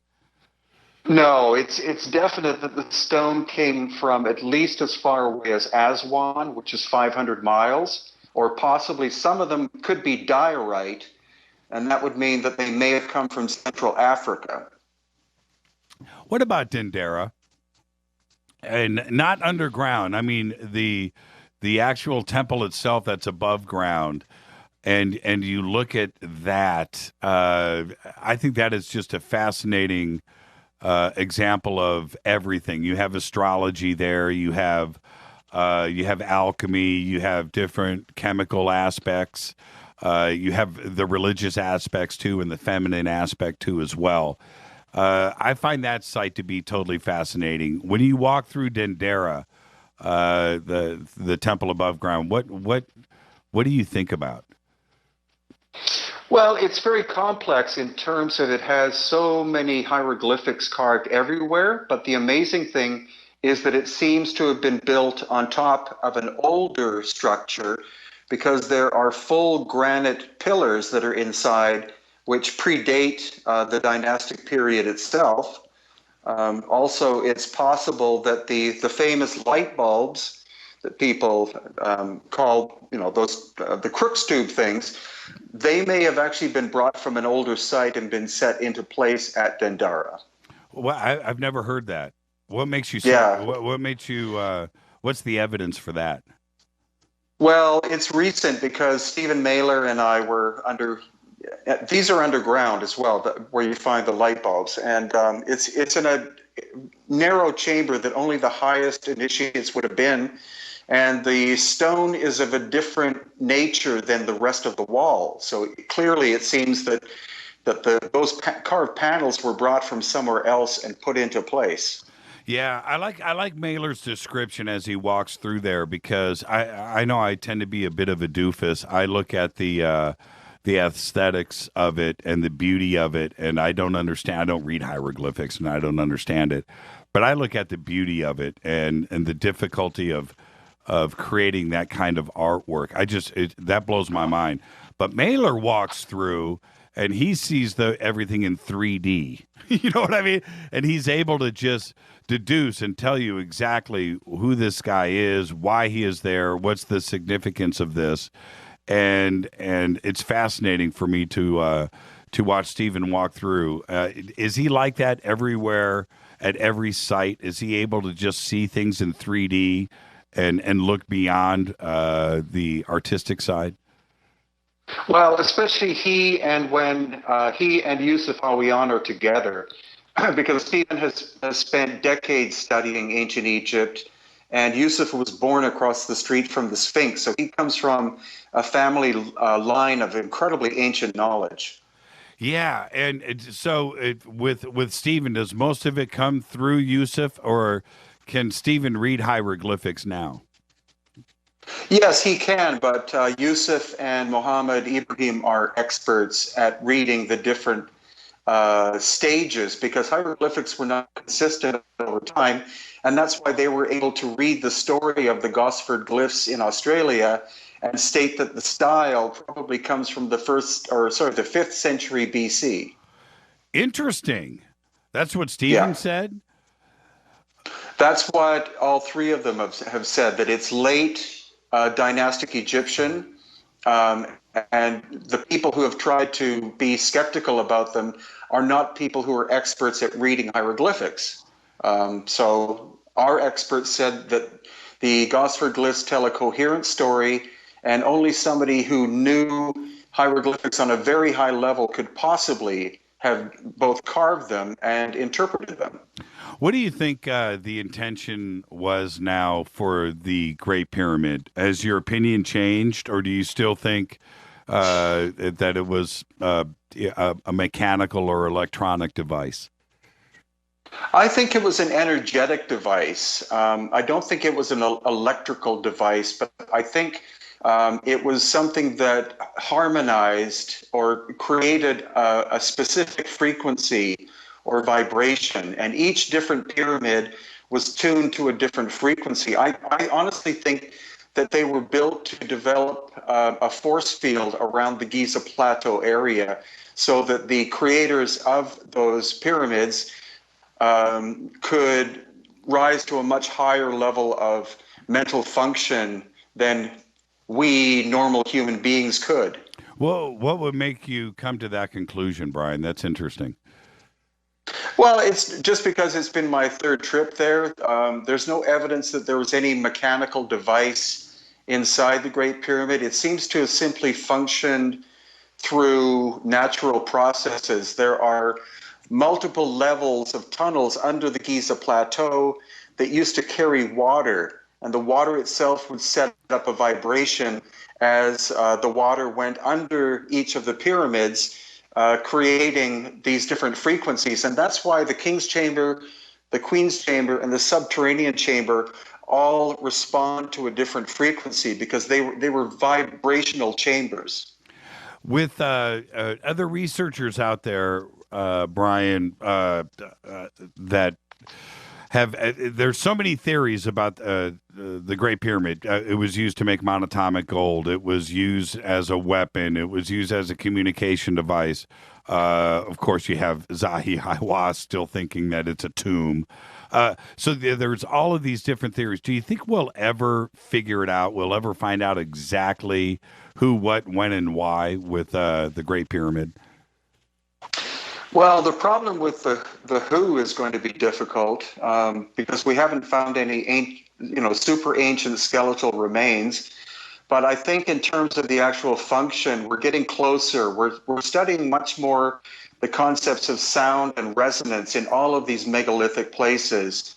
That seems to be the reason why there was no mortar used, why the stone had to be in contact with each other, because the walls, the pyramids, etc., were meant to vibrate at specific frequencies. And I think that was for enhanced mental and psychic function. And okay, have you? Okay, I'm going to ask you some direct questions here. Have you been in the King's Chamber by yourself? No, but I've been with every year we go with a group, and so our group rents the interior of the Great Pyramid for 2 hours. So I've been inside 3 times with as few as 12 and as many as 35 people, and it's like a giant echo chamber. Right. I can only imagine.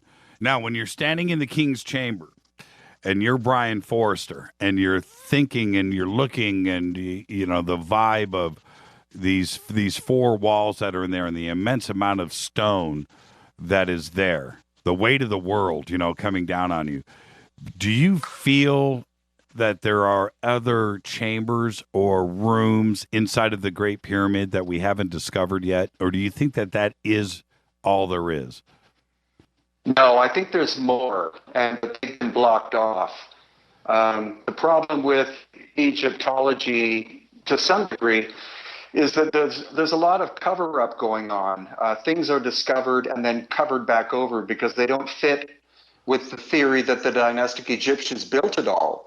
And that's where the Serapeum is an extreme example of technology that we probably don't have today.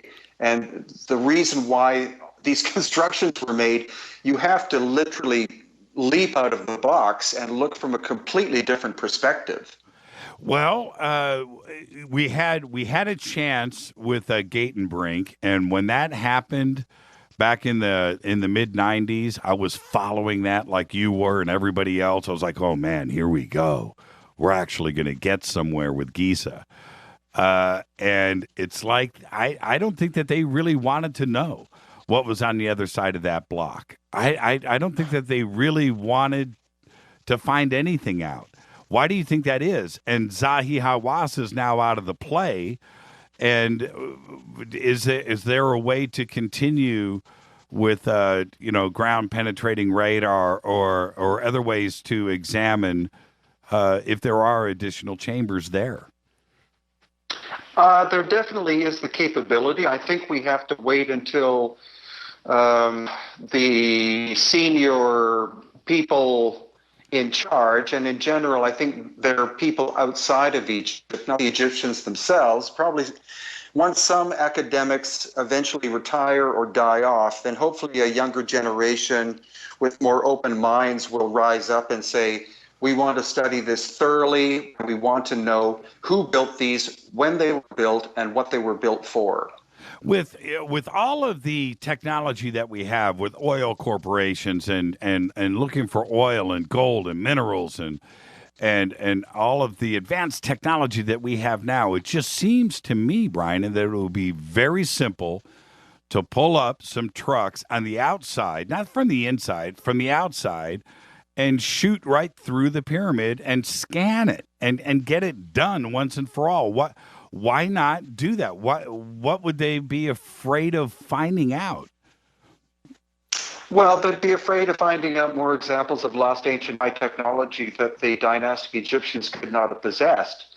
But I think through the greatness of technology, hopefully there will be portable devices that can be brought to the site, maybe not even officially, or through satellite use by renting time on a satellite, that independent researchers will be able to do a lot more in the future and be able to spread the new knowledge through the internet to the entire globe. It doesn't it seem simple to you? Like, I would think that Chevron, right, one of these big oil companies that does nothing but look through rock for cavities of oil, could go and check out the pyramid for once and for all. They could do it in a day and tell you exactly what's on the inside of that pyramid. And why not do it? Do you think that there's a second Sphinx? No, I think the Sphinx itself is incredible that there wouldn't have to be a second one. And forgetting about the pyramid, what do you think? Give me a guesstimate, but what do you think of the percentage of other evidence that is still buried in the sand on the Giza Plateau? Do you think that entire plateau is developed and it just covered with sand right now? Well, it's not just the Giza Plateau. It stretches south and north, and so my guess, along with that of Stephen Mailer and even supposedly Zahi Hawass, is that 80% of ancient Egypt is still underground.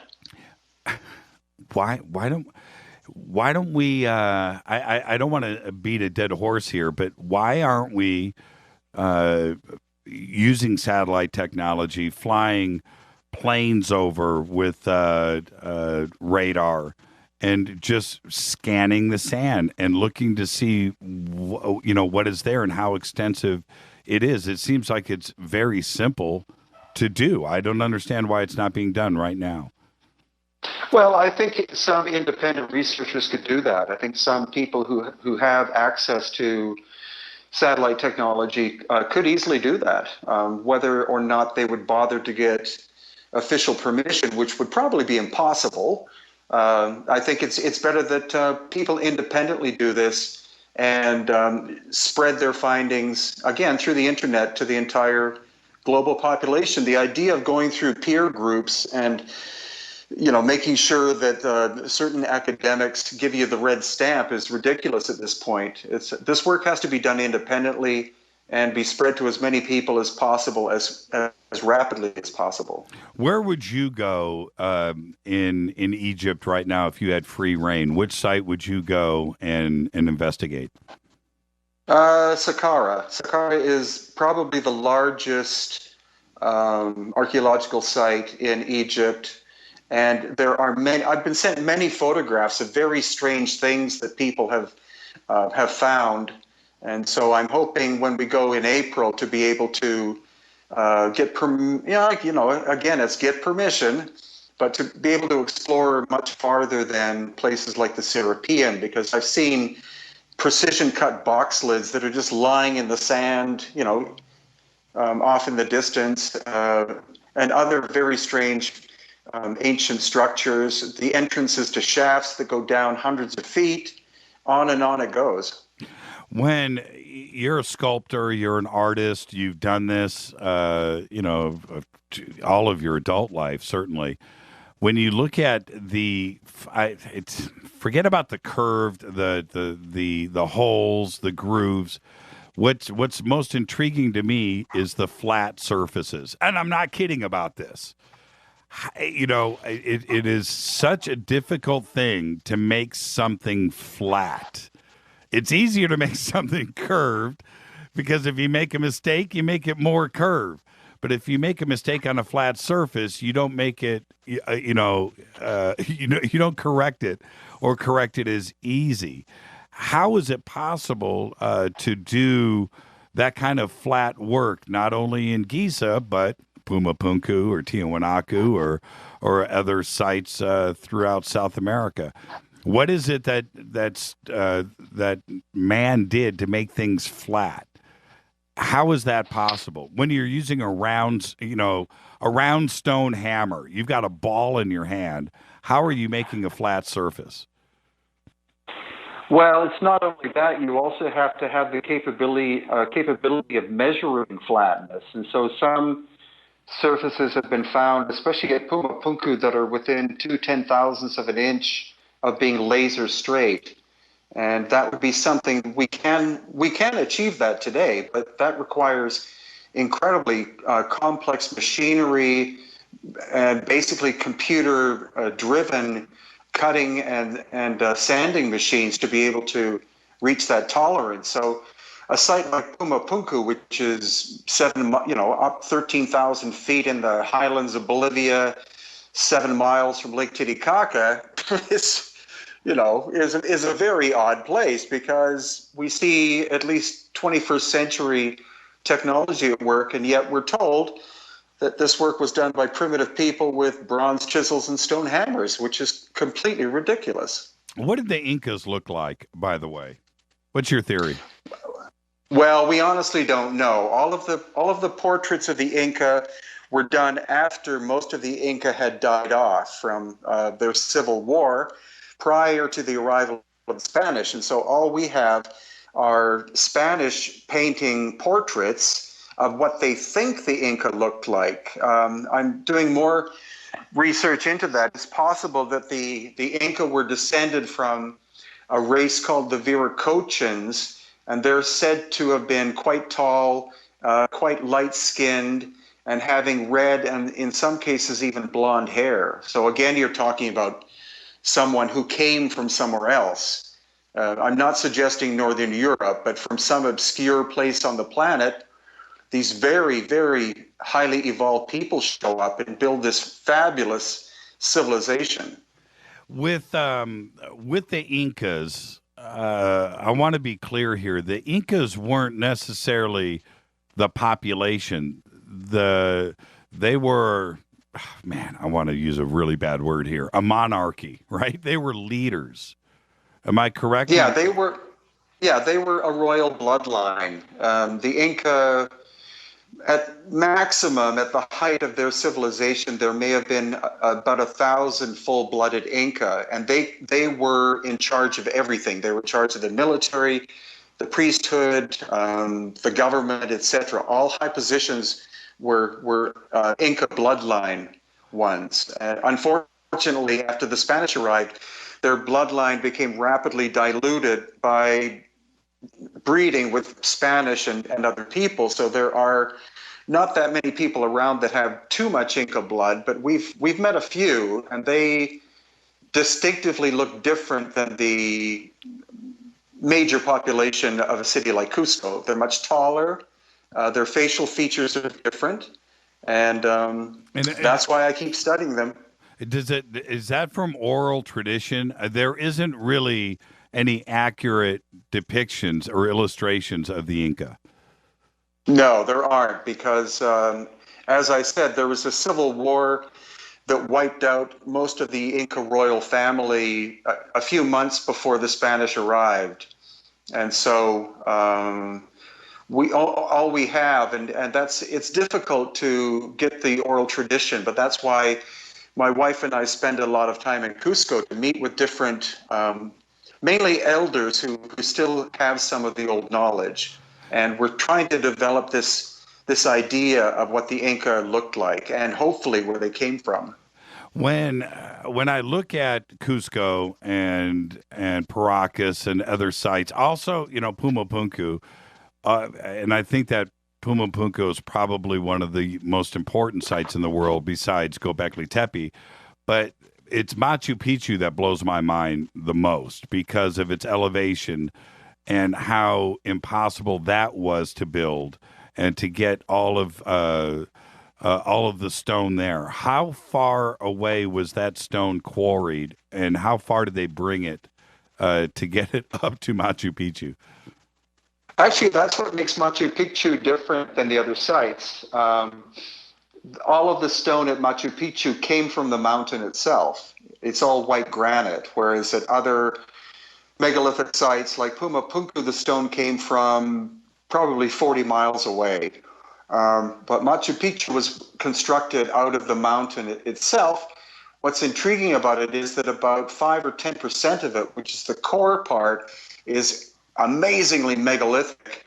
And then everything surrounding it, which is Inca period construction, is quite inferior to the megalithic work. How long do you think it took to build Machu Picchu? Well, by the estimate of Hiram Bingham III, who was the American who made Machu Picchu famous through National Geographic in 1913, he suggested that it would have taken hundreds or thousands of years to construct. Hundreds of thousands? No, hundreds or thousands. Okay. I thought you said hundreds of thousands. I was like, oh, okay. Hundreds or 1,000 years. And the how many Inca leaders were still around to go and build it? That's my question. Well, it was probably completed about 100 years before the Spanish arrived in 1532. But I think it was built by generations of Inca over a long period of time, because it's massive in scale. If you see a photograph of it, you're impressed. If you see a video, you're impressed. But to walk the surface is, I've been there 35 times, I think, or 42, and every time I'm equally as impressed at what the Inca accomplished, and the fact that they were able to find this ancient megalithic site to start with. I'm sure they were in awe of the megalithic work, and that's why they built the great city around it. I had a friend that went to Machu Picchu back in about 1998, 1999, and he goes, and he's there for quite a while. And when he gets back, and this is not a UFO guy, this is the head of a corporation. Okay, he's just a guy. He went there on a trip. And so I said, what'd you think? And he said, you know what, man? I'm serious. We didn't build that. I said, well, what do you mean? He said, you go there and it's just an impossible site. You go and where it's at and its remoteness, and you just look around and you think to yourself, how could ancient man build this? I just don't think we did. I don't. I said, what do you mean by that? He said, look, you just have to go and see it for yourself. It is so big and so perfect and so beautiful, but we didn't build it. I said, what do you mean? We didn't build. There's just no way. Man didn't build that. And I thought that was an interesting take from somebody that has absolutely zero interest in E.T. or UFOs or the paranormal or ghosts or anything like that. His feeling was that it was just an impossible construction. Well, it's like almost all of the ancient megalithic sites, whether in Bolivia, Peru, Egypt, or some other places. Clearly, people found these sites in a state of destruction. And then they were in such awe, as we are today, of the amazing stonework that's why they built their structures around it. Machu Picchu is a classic example. The city of Cusco is another classic example. There are serious experts that I know that live in Cusco that insist that much of Cusco itself is built on top of an ancient city, that there are tunnels and chambers and buildings under the city of Cusco to this very day, but the government is hesitant to do any excavation because it's a very busy city. Well, I wanted to ask you about the tub and the stone. It looks like a bathtub to me. I don't know what it would represent, but have you gone up and looked inside of it? Oh yeah, many times. It's one giant piece of basalt stone that was brought from 50 kilometers, which is 30 miles away. It has machine drill holes in it. It has the church itself, where it's located, can't explain where it came from or what its function is. The most intriguing thing is it's on top of the entrance to a shaft that enters into a tunnel that goes under the streets or under the city of Cusco itself. Over to a hill or a mountain in back of the city. And then up. That's right. Doesn't the tunnel then go up to the top of the mountaintop to the peak? Yes, it does. At least it's the hill that's above Cusco called Sacsayhuaman. And they've actually done sonar mapping, or not sonar, they've done radar mapping from a plane, and they found that there is a tunnel that goes at least a mile or 2 miles underneath the city of Cusco. Has anybody... With no explanation. Right. Sorry. Has anybody... With no explanation of who made it or when it was made. Has anybody tried to make their way into the tunnel? They have. They've actually gone in through both ends, but they're met with blockage because it seems that after the Spanish arrived and took some of the gold away, that the Inca remaining took all the rest of the gold and silver, took it into the tunnel, into the center of the tunnel, and then backfilled the whole thing from both ends to ensure that the Spanish couldn't steal the rest of the gold. Who built the tunnel? That's the question. And when was it done? Because the city was built afterwards and built on top of it. So are we talking about thousands of years old? Or what's the age of it?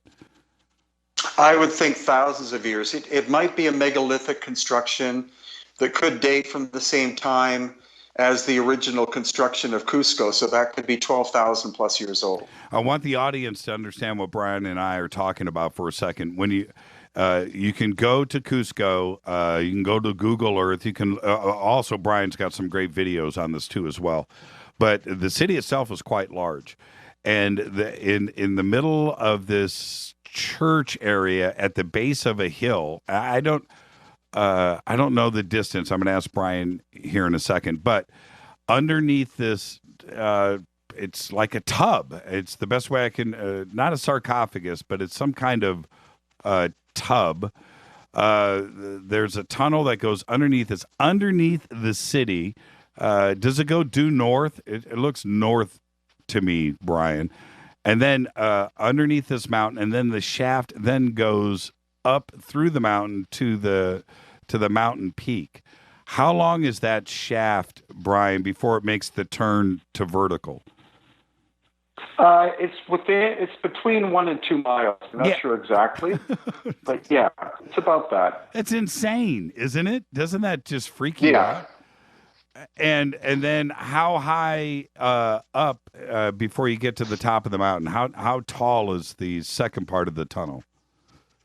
My guess is between 500 and 1,000 feet. Exactly. I think it's one of the most fascinating sites in South America, and to think that is thousands of years old, the mindset and the technology that it would take to construct something like that is way beyond. What would the use of it be? We wouldn't do it today for any reason. And so, what was the intention back then? That's completely unknown. It may have actually been to carry water. There's also talk of a tunnel that goes, and this is a serious discussion, a tunnel that goes from Tiwanaku to Cusco and from other sites to Cusco. So for some reason, someone was building a tunnel system to go to Cusco. And even the Inca regarded Cusco, and the name means the navel of the world. So it was a center, a power center of some kind, far older than the Inca. And when you stand outside of Cusco and you look at the ancient megalithic construction, and then you look at the more recent construction and the changes that are there, the stones just get smaller and smaller and dumber and dumber. I hate to sound like that, but that's what I see. What's the age of Cusco from the beginning megalithic period to when I guess it was the Incas that did the final building, or was it the Spanish? Well, the official dating is that the Inca arrived about 1,000 years ago and found basically nothing there, that there were just maybe little villages of primitive people, and then they magically constructed this massive megalithic city with bronze tools. But as you mentioned, the foundations are megalithic in general, done with technology far beyond what the Inca could have done, difficult for us to do today. And then on top of that, you have the Spanish construction. The Spanish did a lot of destruction to build their own buildings. So it's a real matrix and mix. That's why one visit to Cusco isn't enough, and that's why I love living there 6 months of the year, because just walking down the streets, I always find something new. But I honestly think that Cusco is older than 12,000 years. Yeah, I think the Incas, this is my take, Brien, but I think the Incas inherited the megalithic section, and they tried to imitate it. And well, obviously they couldn't replicate it, but that's what I think. I think they got there, and those original megalithic structures were already there. Yeah, but the important thing is that they found a city in ruins, and so they tried to copy the style of the megalithic builders, and that's why most tour guides and archaeologists will say, well, the Inca did it all because it looks similar. But when you look at the scale and the quality of workmanship, as you said, the stuff that's lowest down is by far it's 100 times as good as the stuff that's above it, and far superior to the Spanish work above that. Yeah, it's really funny to look at it. I find it humorous because they were trying really hard, Brien. They were trying really hard to have that style and the intricacy and the coolness of the megalithic part, but it's totally an amateur job. And you can see there's such a definite line between the two different constructions. It is amateur. I'm not trying to take away from what the Incas were trying to do, but it shows how impossible it was for them to try to replicate the megalithic structures. Well, they were, they like the dynastic Egyptians were Bronze Age cultures. That simply is the level of technology that they had. So it's not to say anything bad about the Inca or the dynastic Egyptians. It's just that the evidence is there that some of that work we can't do today with electricity, with diamonds, with lasers, with whatever. If we, with our level of technology, can't do this work, then how can we think that a culturally sophisticated but Bronze Age culture could have done it? It's a silly point now. Hey, Brien, we're up against a hard break, and I kind of went right past it. So let's take a break. And when I come back, you want to take some phone calls? Sure. Let's do that. I'll open up the phone lines, 323-825-5045. This is Fade to Black. I'm your host, Jimmy Church. Tonight, Brien Foerster is with us, live from South America. I'll be back right after this. Stay with us.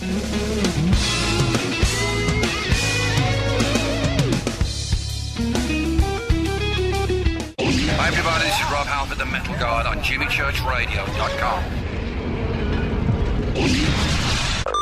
KGRA Radio. Intelligent talk. Are you a paranormal investigator, ghost hunter, or UFO skywatcher? If so, FNGinnovations.com has the product you definitely need in your investigations kit or go bag. Introducing the Morpholite Wide Beam Tactical Flashlights that put the light where you need it most. Traditional flashlights shine a focused round beam with limited line of sight in the dark. Morpholite Tactical Flashlights change all that, utilizing a revolutionary wide beam design to enable you to see safety hazards such as hanging wires and steel, pipes, and holes in the floor you just can't see with a focused round beam. In the field, where safety is paramount, a 180-degree beam increases orientation and peripheral vision in the dark. Morpholite flashlights are ideal for investigations in abandoned facilities such as houses and hospitals, factories, caves, and tunnels. Avoid those low-hanging tree branches that poke your eyes in the woods. Visit FNGinnovations.com to see a full line of tactical lights and accessories. That's FNGinnovations.com. Now you can find all your favorite talk radio shows live, all in one place at TalkStreamLive.com. Listen from anywhere, office, home, or in your car. Just go to TalkStreamLive.com and click on one of the many live talk show hosts you want to listen to. It's free and easy. No computer? Download the smartphone apps. Never miss your favorite talk show. Find them all at TalkStreamLive.com. Hey everybody, what's up? Jimmy Church of Fade to Black, and check this out. The 2015 MUFON Symposium will be held this September 24th through the 27th in beautiful downtown Irvine, California. Expanding ufology, opening new doors in academia, industry, and media. Former Defense Minister of Canada Paul Hellyer will be there in person. Former CNN news anchor Cheryl Jones, TV news journalist Jaime Maussan, and MUFON's chief photo analyst Mark D'Antonio. They're just a few of the growing list of names for the 2015 event. It's September 24th through the 27th at the beautiful Hotel Irvine. Get your tickets today at MUFONSymposium.com. That's MUFONSymposium.com. Göbekli Tepe.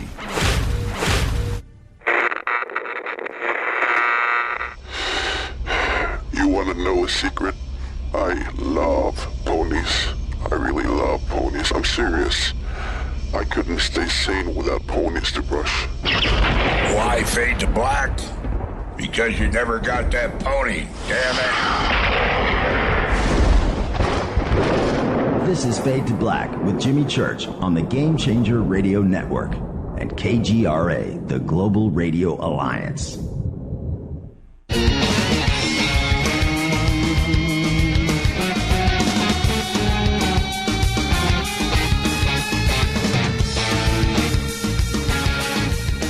All right, welcome back. This is Fade to Black. I'm your host, Jimmy Church. Follow us on Twitter at JChurchRadio. And Gabriel has, and the sandbox is hashtag F2B. Gabriel has just posted this picture of one of the walls in downtown Cusco. And that to me, that cornerstone, or those four stones right there in a row on the corner, are about as beautiful and as perfect as it gets. Let's go to the phones. Hi, callers. Say hello to Brien Foerster. Who's calling? You're live on the air right now. Jimmy, is this me? Yes, you're live on the air. Say hi to Brien Foerster. Oh, Jimmy. Hey, Brian. Jimmy, by the way, you're a legend. I do want to say I'm in my 20s, and there are some of us out there looking for the new kind of technology. But I did want to ask, we had a class trip down to Teotihuacan, and whenever you go there, you can clap, and you kind of hear this kind of weird chirp as an echo. Now, I want to know, do you think that could be manufactured kind of resonant frequency in the pyramids, or just natural phenomena just in that area? Oh, that's a great question. Thank you for that. That's a great question. I think that was part of the engineering of the structures. I was there in March, and we did the same thing. And all over the Teotihuacan area, you can clap your hands, and there's this echo, as you said, almost like a bird chirp that comes back. And I don't think that's a fluke in the construction. I think that's part of the reasoning behind how they designed and built that huge, beautiful area. Anything else, caller? What's your name, by the way? My name is JT. I'm in Colorado Springs, Colorado, right near NORAD. Yeah, right near NORAD. Thank you for the call, JT. All right, thank you, Brian. Have a good one.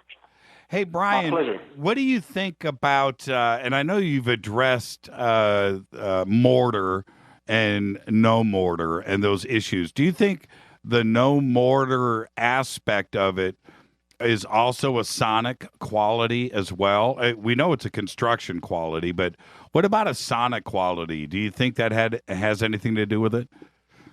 100% yes. The difference between Teotihuacan is that it was constructed out of mortar and stone, and the fact that it has this sound resonance is quite amazing, but it's obvious in any of the megalithic places in Peru and also Egypt. They all have this sonic reverberation phenomenon going on. Is there any mortar used in Peru or Bolivia? Not in the megalithic work. In the later cultures, yes, but in the megalithic work, none. And obviously, mortar used later is part of technology, one. Number two, it makes life a lot easier. But it doesn't, those structures aren't as permanent, are they? Oh, no, not at all. And also, using mortar is a fast way. It's not a superior way, but it's a fast way to build things. If you see someone building a brick wall, you can see how rapidly they can stack layer after layer because of the concrete. But to do it stone-on-stone contact is what's phenomenal, is that it's very, very difficult to do. When I hear different researchers reference, you can't stick a razor blade in between the rocks. You can't fit a human hair in there. You can't slide a piece of paper in. I get that. I understand. But is that contact, is that precision all the way to the backside of the rock? Are they completely tight throughout? Yes, they are. Now, that's where... That's kind of hard to debunk. But how is that kind of precision, and what's the intention of it? I mean, there's the permanent side of it. It's going to span time, but why put forth all of that labor to make things so perfect? Again, I think it's all about resonance. It's all about sound resonance, vibrational resonance. It's as though the buildings were supposed to vibrate to a specific type of vibration, and that in Cusco, it's mainly these ancient megalithic constructions are courtyards, and so I think the energy inside the courtyard would have been different than the outside because of the tightness of the fit and the vibrational nature of the structures themselves. When I look at this shot of this street in Cusco, this wall, the first question that I think about is how thick is it? How thick is that wall? Is it as thick as the corner looks? Is it 3-4 feet thick? 6 feet. It's 6 feet. What is going on the back side of that wall? Does it look like the front side? No, unfortunately, it's been turned into a church, and so the Spanish stuccoed all of the interior surfaces. Oh, no. Oh, yes. Oh, no. Well, that would defeat any acoustic properties that would be going on the inside of the wall, which is my point.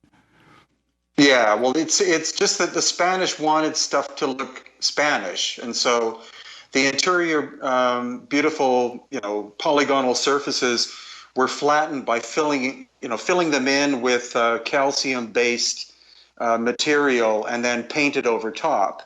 And so that's that's one of the many sad things about the Spanish conquest was their destructive nature and the way that they forced their culture not only on the buildings, but also on the people. Have you been able to take your drone down to Pumapunku and Lake Titicaca? Yeah, there's actually, I've got a video on my YouTube channel where I flew over Tiwanaku and Pumapunku. We were given license for the day by the director of the complex to be able to fly, and that's probably the only time that a drone has ever been allowed to be used there.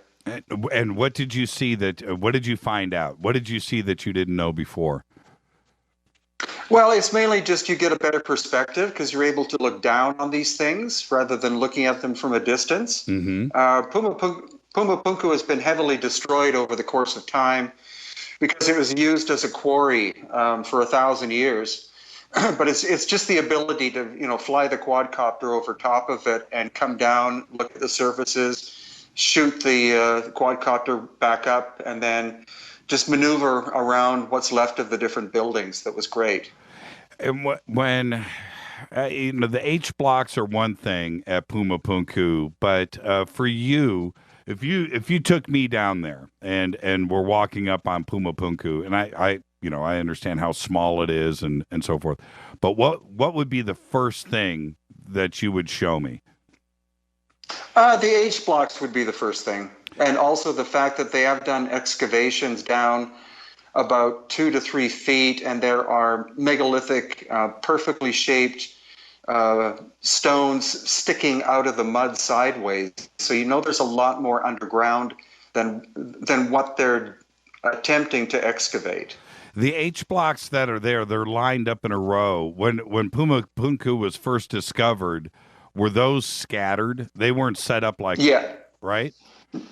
No, they weren't set up like that. They were scattered around. And the most interesting thing is each one of those H blocks is a different shape and size. So they weren't made in order to produce a wall. They were made. We have no idea what they were made for. And I know you've sat around and thought about this and tried to put those together like puzzle pieces. Have you been successful at all trying to figure out how they were assembled? No, I don't think they actually fit together. The problem is we don't know how many there were. There are only 8 left. There could have been many more. But because they're each a slightly different shape and size, it doesn't seem like they were made to interlock. There could have been pieces interlocking with them that had been lost due to the quarrying aspect that was done on that poor site. And how are the colleges in Peru dealing with the aspects of Pumapunku? Do they still go out there and insist that this was done? They carve these with chicken bones. Are they? And will they really look you in the eye and say that kind of thing? Well, almost every single tour guide has no choice, but they have to tell the standard story. Otherwise, they could lose their license because the ancient information is being covered up somewhat officially. I don't think by the government. I think it's by foreign academics who insist that the Inca did all this work, and they put pressure. The same thing in Egypt. It's because this old paradigm, which is now dying, but has been held up for too long, that the dynastic Egyptians did all the work. And as we're able to get more and more evidence built up, we're able to show that these structures are far older. Aren't the tourists smarter than that? Most of them aren't. Really? So they buy into it. They're just like, wow, that was pretty good chicken bone work. I would say 95% of tourists in Peru and Egypt will just listen to what story they're told and just gobble it up. It takes a bit of a brain to be able to, scrutinize this stuff and see after a while, see the obvious nature of construction technology that we would be very hard pressed to replicate. Well, when you're standing up there at 13,000 feet, right? And it is such a remote location, isn't it easy to deduce and be logical just to look around a 360-degree view and know that this was an impossible construction to do without advanced technology, that you're not going to carve this kind of stuff and quarry this kind of stuff and transport this kind of stuff out to here without having some kind of assistance, some kind of help, some kind of schooling, technological side of things? Isn't that easy to just see from the environment? Well, it should be, because the great distances of which these stones were moved, the gray stone, which is what the H blocks is made from, is from the top of a volcano that's at least 30 miles away. So whoever was doing this work insisted on using a specific type of stone. They didn't just use something lying around nearby and cut it. They were looking for specific stone for a specific purpose. What we're trying to find out is, what was that purpose? And what about the huge flat stone that's sitting in the middle of Puma, the one that's cracked? How big is that? Well, the largest one remaining, which is actually red sandstone, is 131 tons. But there is evidence that there were bigger ones, but they were broken up to construct the rail bed for the railway that goes by Tiwanaku and Pumapunku. 131 tons. Let me just picture this in my mind for a second for the audience. That's about 50 cars, right? That's a good guess, right? About 50 cars, 60? 60 automobiles?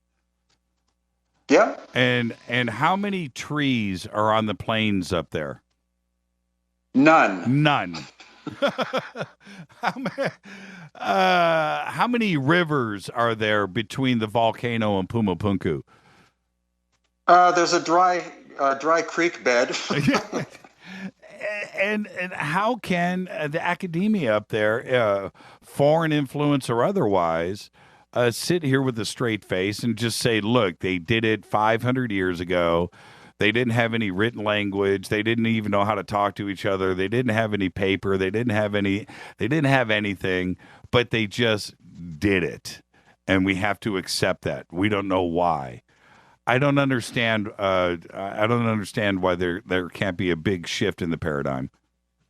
Well, the shift is happening big time now, because as we bring in geologists and engineers and stonemasons who are experts at looking at stonework, then I haven't had one of any of those disciplines that, has said, yes, I think that this culture could have done that. They all look and go, how did they do that? Or who did this? And why did they do this? When you look at the slot, the precision groove with the holes that are drilled in it that are equally spaced, if you don't have wood and you don't have metallurgy, or maybe to a limited degree, what kind of tool possibly could cut the groove and drill the holes? Well, they had bronze, but bronze can't cut hard stone. It's like trying to cut down a tree with a plastic knife. It's the tool has to be harder than the material, and the material is a very hard stone. So in terms of 21st century technology, you would need at least tungsten carbide, cutting routers and tungsten carbide drill bits, or possibly diamond to do that. That's how we would do it. But the culture, the Tiwanaku culture, who supposedly did this work 2,000 years ago, barely had Bronze Age technology.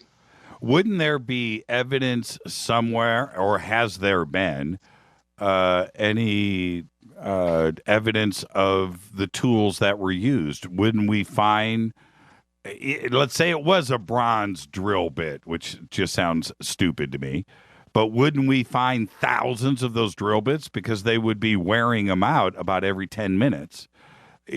So where are the drill bits? Is there any evidence of the tools that were used to make these blocks at Pumapunku? The only tools that they have in the museum are very crude bronze chisels, which can't even hold a very sharp edge.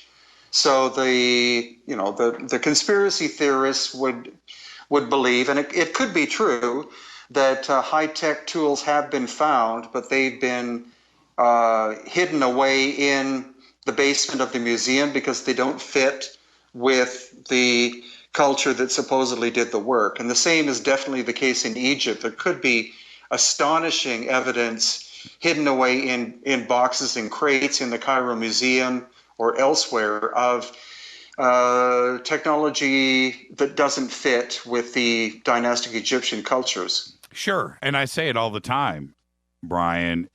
Copper chisels in Egypt and 2.4 million blocks just on the Great Pyramid, then that means there are 10 million copper chisels somewhere that were worn out, and then you go and you get your other chisel, and you're using 10 chisels per block. I'm guessing here, but somewhere are all of these copper chisels that the Egyptologists want to tell us that they used. Well, I just want to know where all those chisels are. That's a lot of copper somewhere.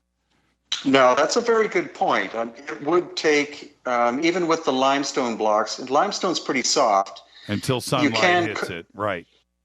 Yeah, but you can carve limestone with hard bronze chisels, but they would wear out very fast. So as you said, even at a minimum of 10 per block, you're looking at 25 million chisels.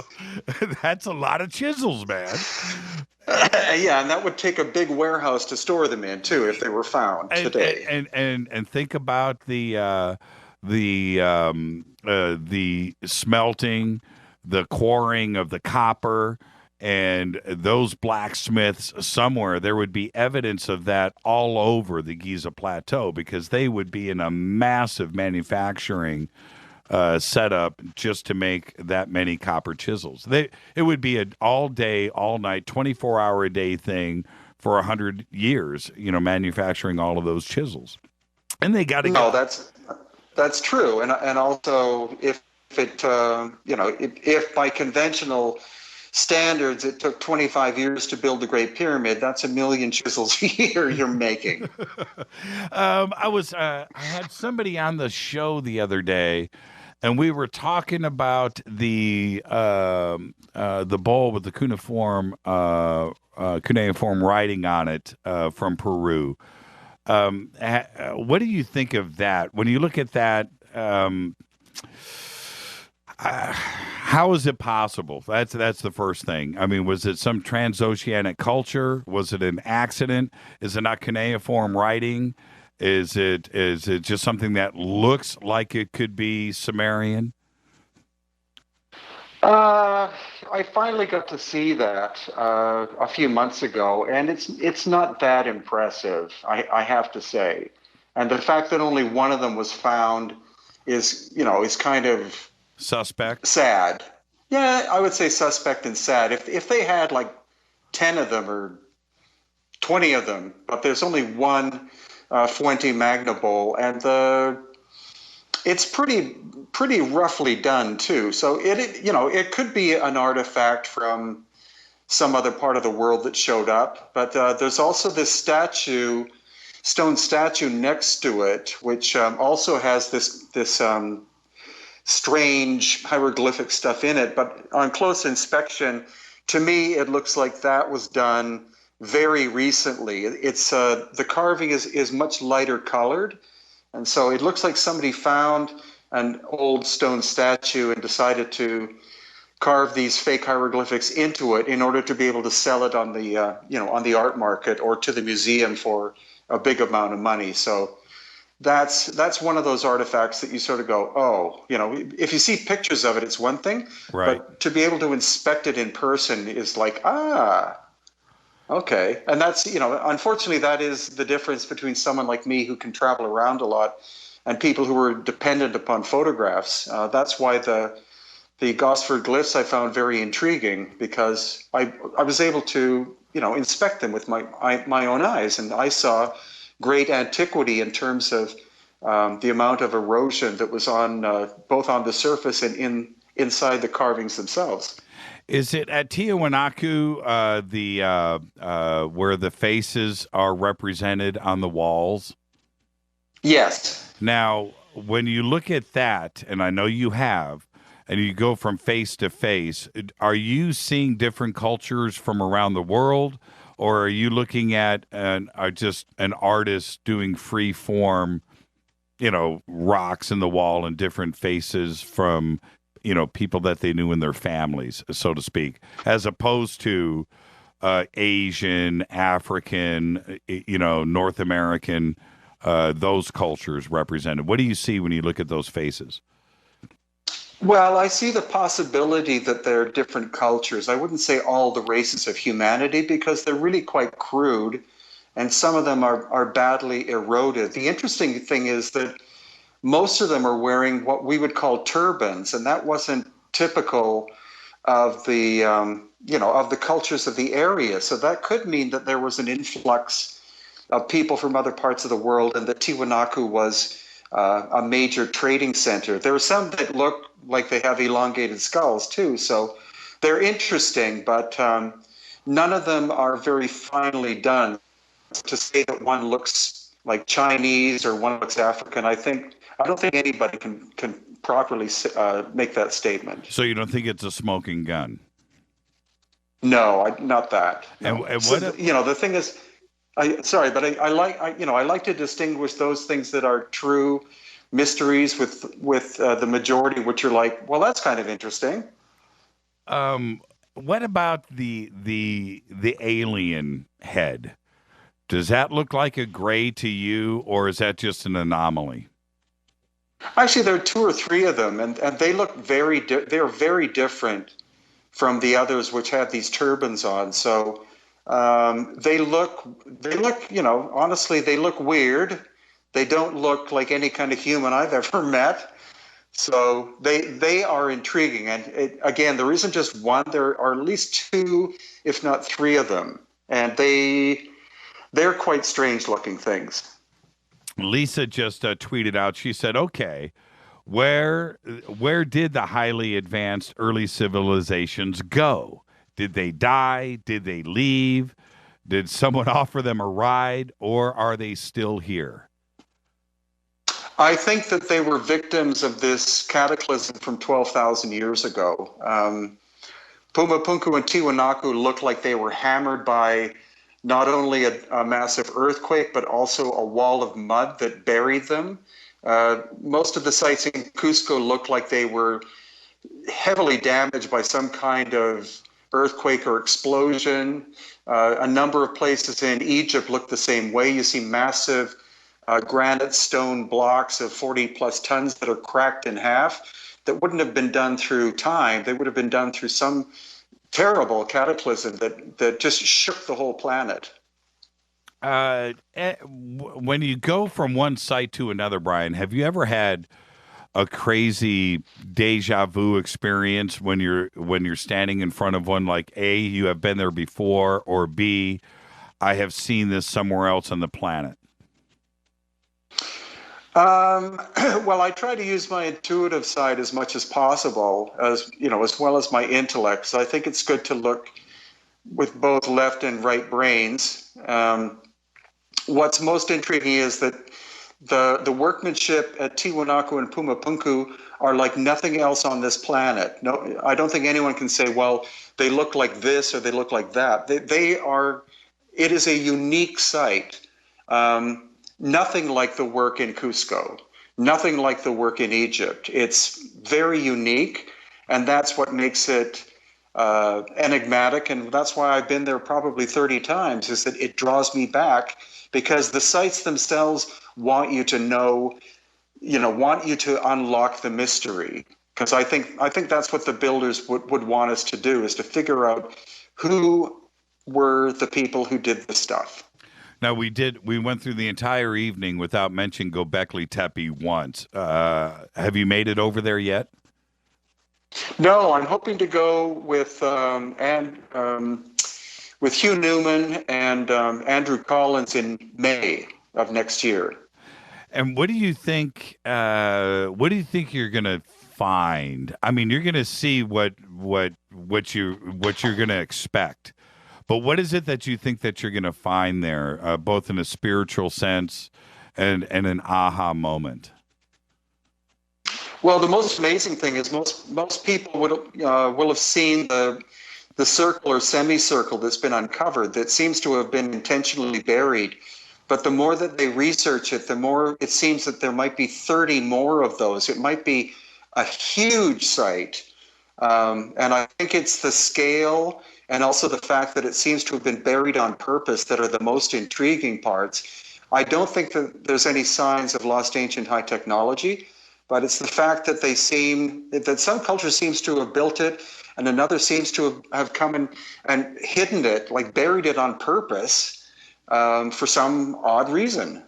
I was listening to Klaus, one of his last things that he had said before he passed, and I found it fascinating. And he had said that he thinks, or that what we're looking at now is actually built on top of another identical structure, and that one could be 15,000 years old. And that they could actually, that hill is a stacking of Göbekli Tepes. Now think about that for a second. It's one thing to say Göbekli Tepe is 12,000 years old. It's 11,000 is 12,000 years old to the last ice age. But that it could be built on top of another one that was built 15,000 years ago. And I think that's the most fascinating aspect of Göbekli Tepe.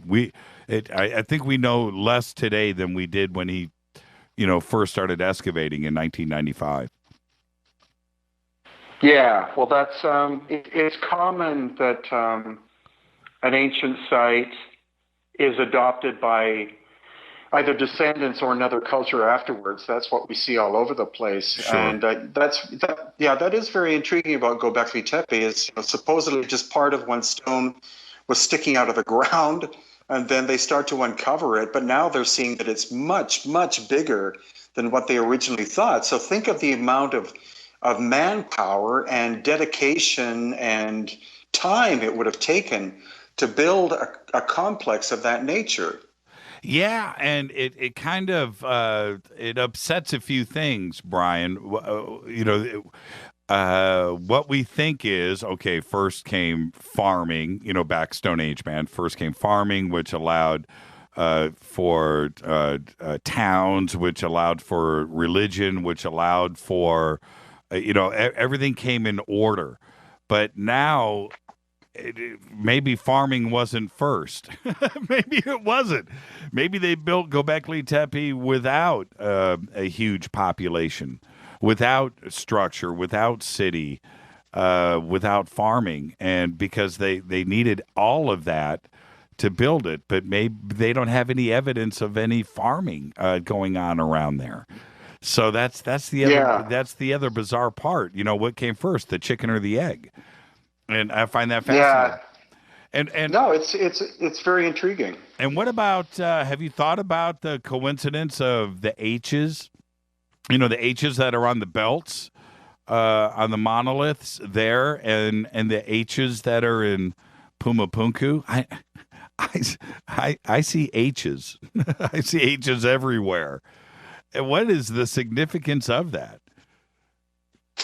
Well, I think the H at Göbekli Tepe is probably symbolic, but whereas the whole site of Pumapunku seems to have been pragmatic. It was built for some kind of function, like an industrial function of some kind, and was later utilized as a ceremonial ritual space. And we find that in other places too. We find that the megalithic builders who did not have ornamentation like art of any kind, they were building pragmatic, functional things. Then came this cataclysm, and then they were abandoned and forgotten. And then people would move into the area and feel the energy of the site. And then they would build their ceremonial places around it, and sometimes out of the material that was there. Göbekli Tepe shouldn't exist, should it? It just plain and simply should not exist. Nope. And when you think about where man was in a linear fashion at 12,000 years ago, think about what man was doing here in North America, or what man was doing in South America or South Africa. That Göbekli Tepe quite simply couldn't exist. It was way advanced from what we typically understand what was going on. There was no farming. There wasn't any metallurgy. There wasn't anything. There wasn't high fashion. But yet, there they are carving H's. Those H's are an artistic vision. You know, and at 12,000 BC, man was thinking like other animals. You know what I mean? They weren't thinking about comedy or writing books or art or fine art or 3D sculptures, but yet Göbekli Tepe pops up and they were doing all of that, something that didn't occur anywhere else on Earth for another 7,000 years. And that's the fascinating part that I find. And so I don't think that H is a coincidence. I think there's some kind of significance there. Could be, and I think many more ancient sites will be discovered over time, and it'll help to shed even more light on the fact that we're not the product of cultural linear evolution, but some kind of major catastrophe happened about 12,000 years ago, destroying high levels of civilization. And this may be a recurring theme every 12,000 or 13,000 years, or every half precessional cycle, that we go through this rise and crash and rise and crash. Some people suspect that we're on the edge of one right now. Sure. Yeah, absolutely. And every civilization came to an end. You know, every great civilization that we can think of, came to an end. And when the Persians or when the French arrived in Egypt, and they pull up and they go, "Hey, what are those?" We don't know. Well, what's the writing say? We don't know. That's crazy how great Egypt was, but it came to an end. And Rome came to an end. Greece came to an end. Everything that was once great, the Incas, everything, the Aztecs, the Mayans, everything that was great came to an end. And I hope that we're not at the brink of that, but the possibility is certainly there. I don't think that Romans ever expected the end of Rome. I don't think. Oh no. Yeah, I don't think Khufu thought that it was all going to end one day, or Ramses. I don't think that they did, but it did, and it did stop. Fascinating. Hey, Brien, what's up next for you? Where are you going to go and fly to next? Well, we're doing a tour of Peru and Bolivia in October, and then in February we're going to be exploring on a tour ancient Mexico. We're going to see Toltec, Olmec, Mayan, and Aztec sites. Right on. Then in April we're going back to Egypt again. After that we're going to Baalbek in Lebanon, and then Petra in Jordan. And then I'm going to Turkey with Hugh Newman and Andrew Collins, and doing the Megalithomania conference in England. And after that, we're going back to the U.S. and we're going to do the Contact the Desert with you. Yes, and I cannot wait. And that is going to be a good time. And I'm looking forward to. Yeah. I'm just going to give you a warning. I like to have fun after the sun goes down. I'm just letting you know now. Get ready. Okay. Hey, Brien. Brien, are you still there? Yes, sir. Okay, there you go. Technology. Thank you for coming on the show again. I look forward to seeing you at Contact in the Desert. Everybody can go to Inca Tours. If you go to jimmychurchradio.com, click on Brian's name, it'll take you right there. If you want to go on any of Brian's tours around the world, all of the information is there too as well. All of his books, tons of videos, great website. Brien Foerster, thank you so much. Always a pleasure, Mr. Church. I'll talk to you soon. Behave. My pleasure. Thank you, Brien. Okay. Brien Foerster. Yeah, the audio got better. And, the last hour and a half was actually pretty good. It was pretty dicey there, that first half hour. Apologize for that, but it is technology. But it all got good after that. One of my favorite things to do, and you can, and I know I talk about this all the time, but if you go to Brian's website, his videos are there. Go to his YouTube channel and just start clicking away. And go and check it out. I'm going to tell you now that he did these, there's 2 videos, and I think it's called High Technology 1 and High Technology 2. Both of those videos are like 2 hours long. Go and check those out. Start there. And it is Brian's way of presenting. And when he walks around Giza and Dendera and Luxor, I forgot to ask him about this too as well. But as he walks around, he has a way of shooting with his camera exactly what he's talking about. And you're not going to really see anybody else out there as great as some of these researchers are. It's the way that Brien delivers. And go and check those 2 videos out. Because I want to say this right. When he's walking around the Giza Plateau and he's walking around the perimeter of the Great Pyramid, and you see the Great Pyramid behind him, that's one aspect of it. But it's the other stuff. Say the Great Pyramid's on his right and he's walking. Look at what's on the left, because that's what he's talking about. Look at the other differences in the carving and the way that the rocks are, where they quarried certain stuff and how they built it, and the differences of the construction. And it goes on and on and on and on. It's one of the 2 best videos you can see on Egypt, High Technology 1 and High Technology 2.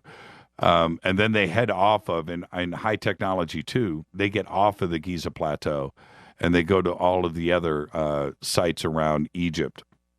And Stephen Mailer's with them, too, as well. But, and look at his camera work, because he puts this thing right up on the carvings and the hieroglyphics and the artwork and the paint, the ceilings, the walls, the floors. It's all there. And these are 2-hour videos.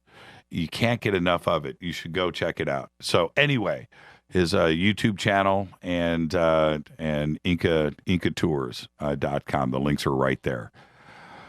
Oh, man, what a show tonight. Okay, let me back up. Let's see. I wanted to talk about, and I did want to get back to the mass media and the conversation that I had last night, too, as well, with Cheryl Jones. But check this out. Did the CIA help make Zero Dark 30? Remember that movie about the killing of Osama bin Laden? Zero Dark 30? How about Leon Panetta, the director of the CIA, did he have anything to do with the making of Zero Dark 30? Well, declassified documents that were from 2013 that have just, the documents were from 2013, they've just been declassified, reveal that the CIA did indeed work with Mark Boal, the movie's screenwriter. They helped him write the script. Now, stay with me on this. Boal vetted CIA members for feedback and made changes to his own script from what he was being told by members of the CIA and Leon Panetta.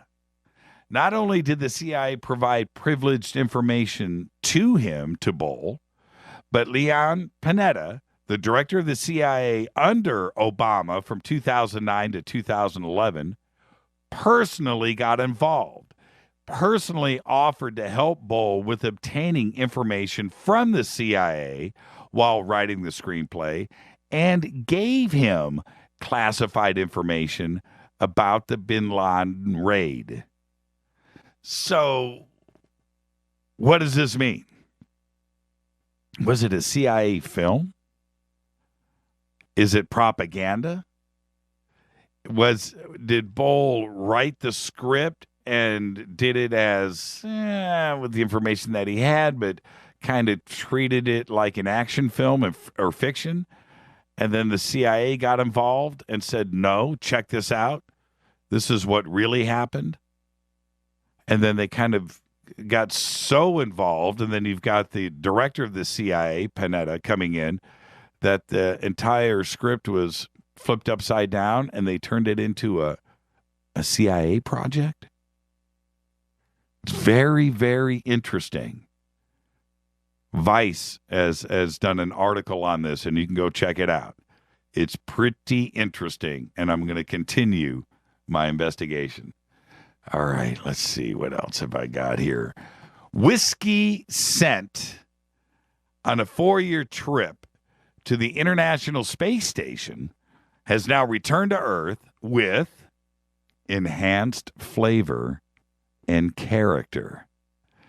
Yes, the distillery responsible for creating the whiskey, they said that one small measure of malt from the Ardbeg distillery, situated on the Scottish island of Islay, was fired into space back in 2011 with pieces of charred oak, and they let it age in orbit.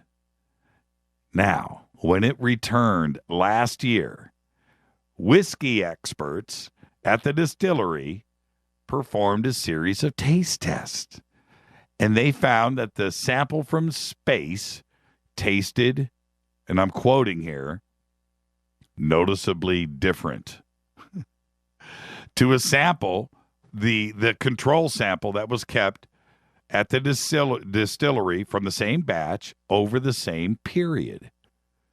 They said it was better. Ardbeg said the discovery could have significant implications for the whiskey industry. There you go. Can you imagine paying a premium for space-aged whiskey? Think about that. Oh, man, my throat. It's getting better, though. I've got volume. I do have volume. Now, this one, I had to save the best for last here. I almost want to take some phone calls. Need some comments on this. Because apparently, okay, up in Oregon, there's a company called Orhemco. And you know what's going on up there in Oregon. It's lots of weed gets grown up there. And Orhemco decided to get clearance to grow an industrial hemp crop, right, in Southern Oregon. So they go and they grow some of this super weed. It's about 1,000 plants. And it was outside of a town called Murphy. And so they're growing this super weed up there. and they got a fence around it, and it's guarded, and it's 1,000 primo weed plants, right? The good stuff, the good wood. But apparently, a herd, a flock of deer got a whiff of what was going on, and they smelled the weed, and they broke through the fence. They breached the perimeter. These are deer, okay? Not gangsters. Well, a gang of deer. They breached the security fence, and they got by security. It was barbed wire fencing, and they get through it, and they go in, and just like frigging high-powered mowers, in a week, they munched 960 plants. The company went back and checked it out, and there were only 40 plants left. I'm not making this up. They mowed it down. All the hard work, the expense, and everything else that they did, these deer were found at a local Pizza Hut, and they were eating pizza. It's a joke. Unbelievable. Absolutely unbelievable. All right, let's see where I'm at. I wanted to finish up my conversation about the mass media that I started off with the show tonight. I was so discouraged by what I had done today when I had gone through, and I'm serious, and we'll be talking about this tomorrow night on Fader Night. And there's some other things that we're going to talk about too tomorrow as well. You know what? I'll announce that on the show tomorrow. But I want everybody tonight to do exactly what I have been talking about over the last couple of years. And after this conversation that we had last night with Cheryl Jones, which is just go with open eyes and head to pick your site. I don't care. Yahoo News. I don't care. Just go. MSNBC, CNN, Fox, Al Jazeera, RT, BBC, your local news. Just go and check out some headlines, click on it, and then read the story. You will have a basic knowledge of the story, hopefully, and you'll know what should be true and not. But look at what the headline is suggesting, and then look at the context of the article itself, and then start to deduce what is real and what is not. And then ask yourself, if I take this headline, if I take the meat of this story, and I flip it around, is it going to be the truth? Okay? The headline says, everything you see is blue. Well, then maybe everything that I see is red. That's what I'm talking about. If you flip the article, flip the story over 180 degrees and look underneath it, could the story be true in the opposite direction? One of the examples that I have, you can pick anything out. You can pick anything out. I read a story a couple of weeks ago about El Nino, and we're going to have 3 years of rain starting in a few months, crashing all over the West Coast. And we're going to have floods. We're going to have so you see the fear factor and everything else that's coming into play. So you read that. Well, maybe there isn't going to be anything. Maybe that's the truth to it. Ebola. It was going to take over the United States. It never happened. You read that headline and you see this Ebola scare, and maybe there is no Ebola scare. They don't know where MH370 is. It's not there. Well, they probably do. It's the opposite of whatever it is that you're reading. A good example is ISIS right now.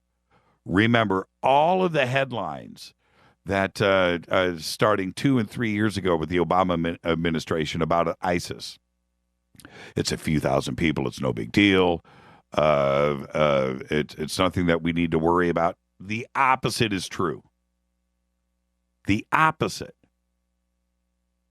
The one of the things that I just read also today was that Russia has advisors in Syria, and those military advisors are in Syria to help. Think about this for a second. To help the Assad regime defeat ISIS, to create stability in the region. You read that headline and you know it's the exact opposite is true. The longer that things are sustained there, or you go and you read the inside of the article where representatives of the White House and the Pentagon are saying, no, we need Assad out of there to create stability in the region. Well, isn't that exactly what caused the instability to begin with? It's right there. It's the exact opposite of what it's fascinating to me. And I'm just going right down the list of what the news is today. Just go and do it. Check it out. I want to talk about this tomorrow night on Fader Night. I want to talk about what you have found in the headlines in mainstream media and how inaccurate it is. Or maybe you found some stuff that is accurate. But it's amazing to me. It's absolutely amazing. This is Fade to Black. I'm your host, Jimmy Church. I had a great night tonight. Thank you, Brien Foerster. Again, I apologize for the bad audio tonight, but we can only do the best that we can. We do the show prep that we do. We check everything. We do sound checks. We're all good to go, and then it's live radio. But it did in the end. It got much better, and it got cool. So there you go. All right. Tomorrow night is Fader Night. We're not going to do rock and roll trivia. We're just going to have open lines all night long. This is Fade to Black. I'm your host, Jimmy Church. Do follow us on Twitter at JChurchRadio. Email is jimmy@jimmychurchradio.com. Very special thanks to Brien Foerster, live from Paracas, South America.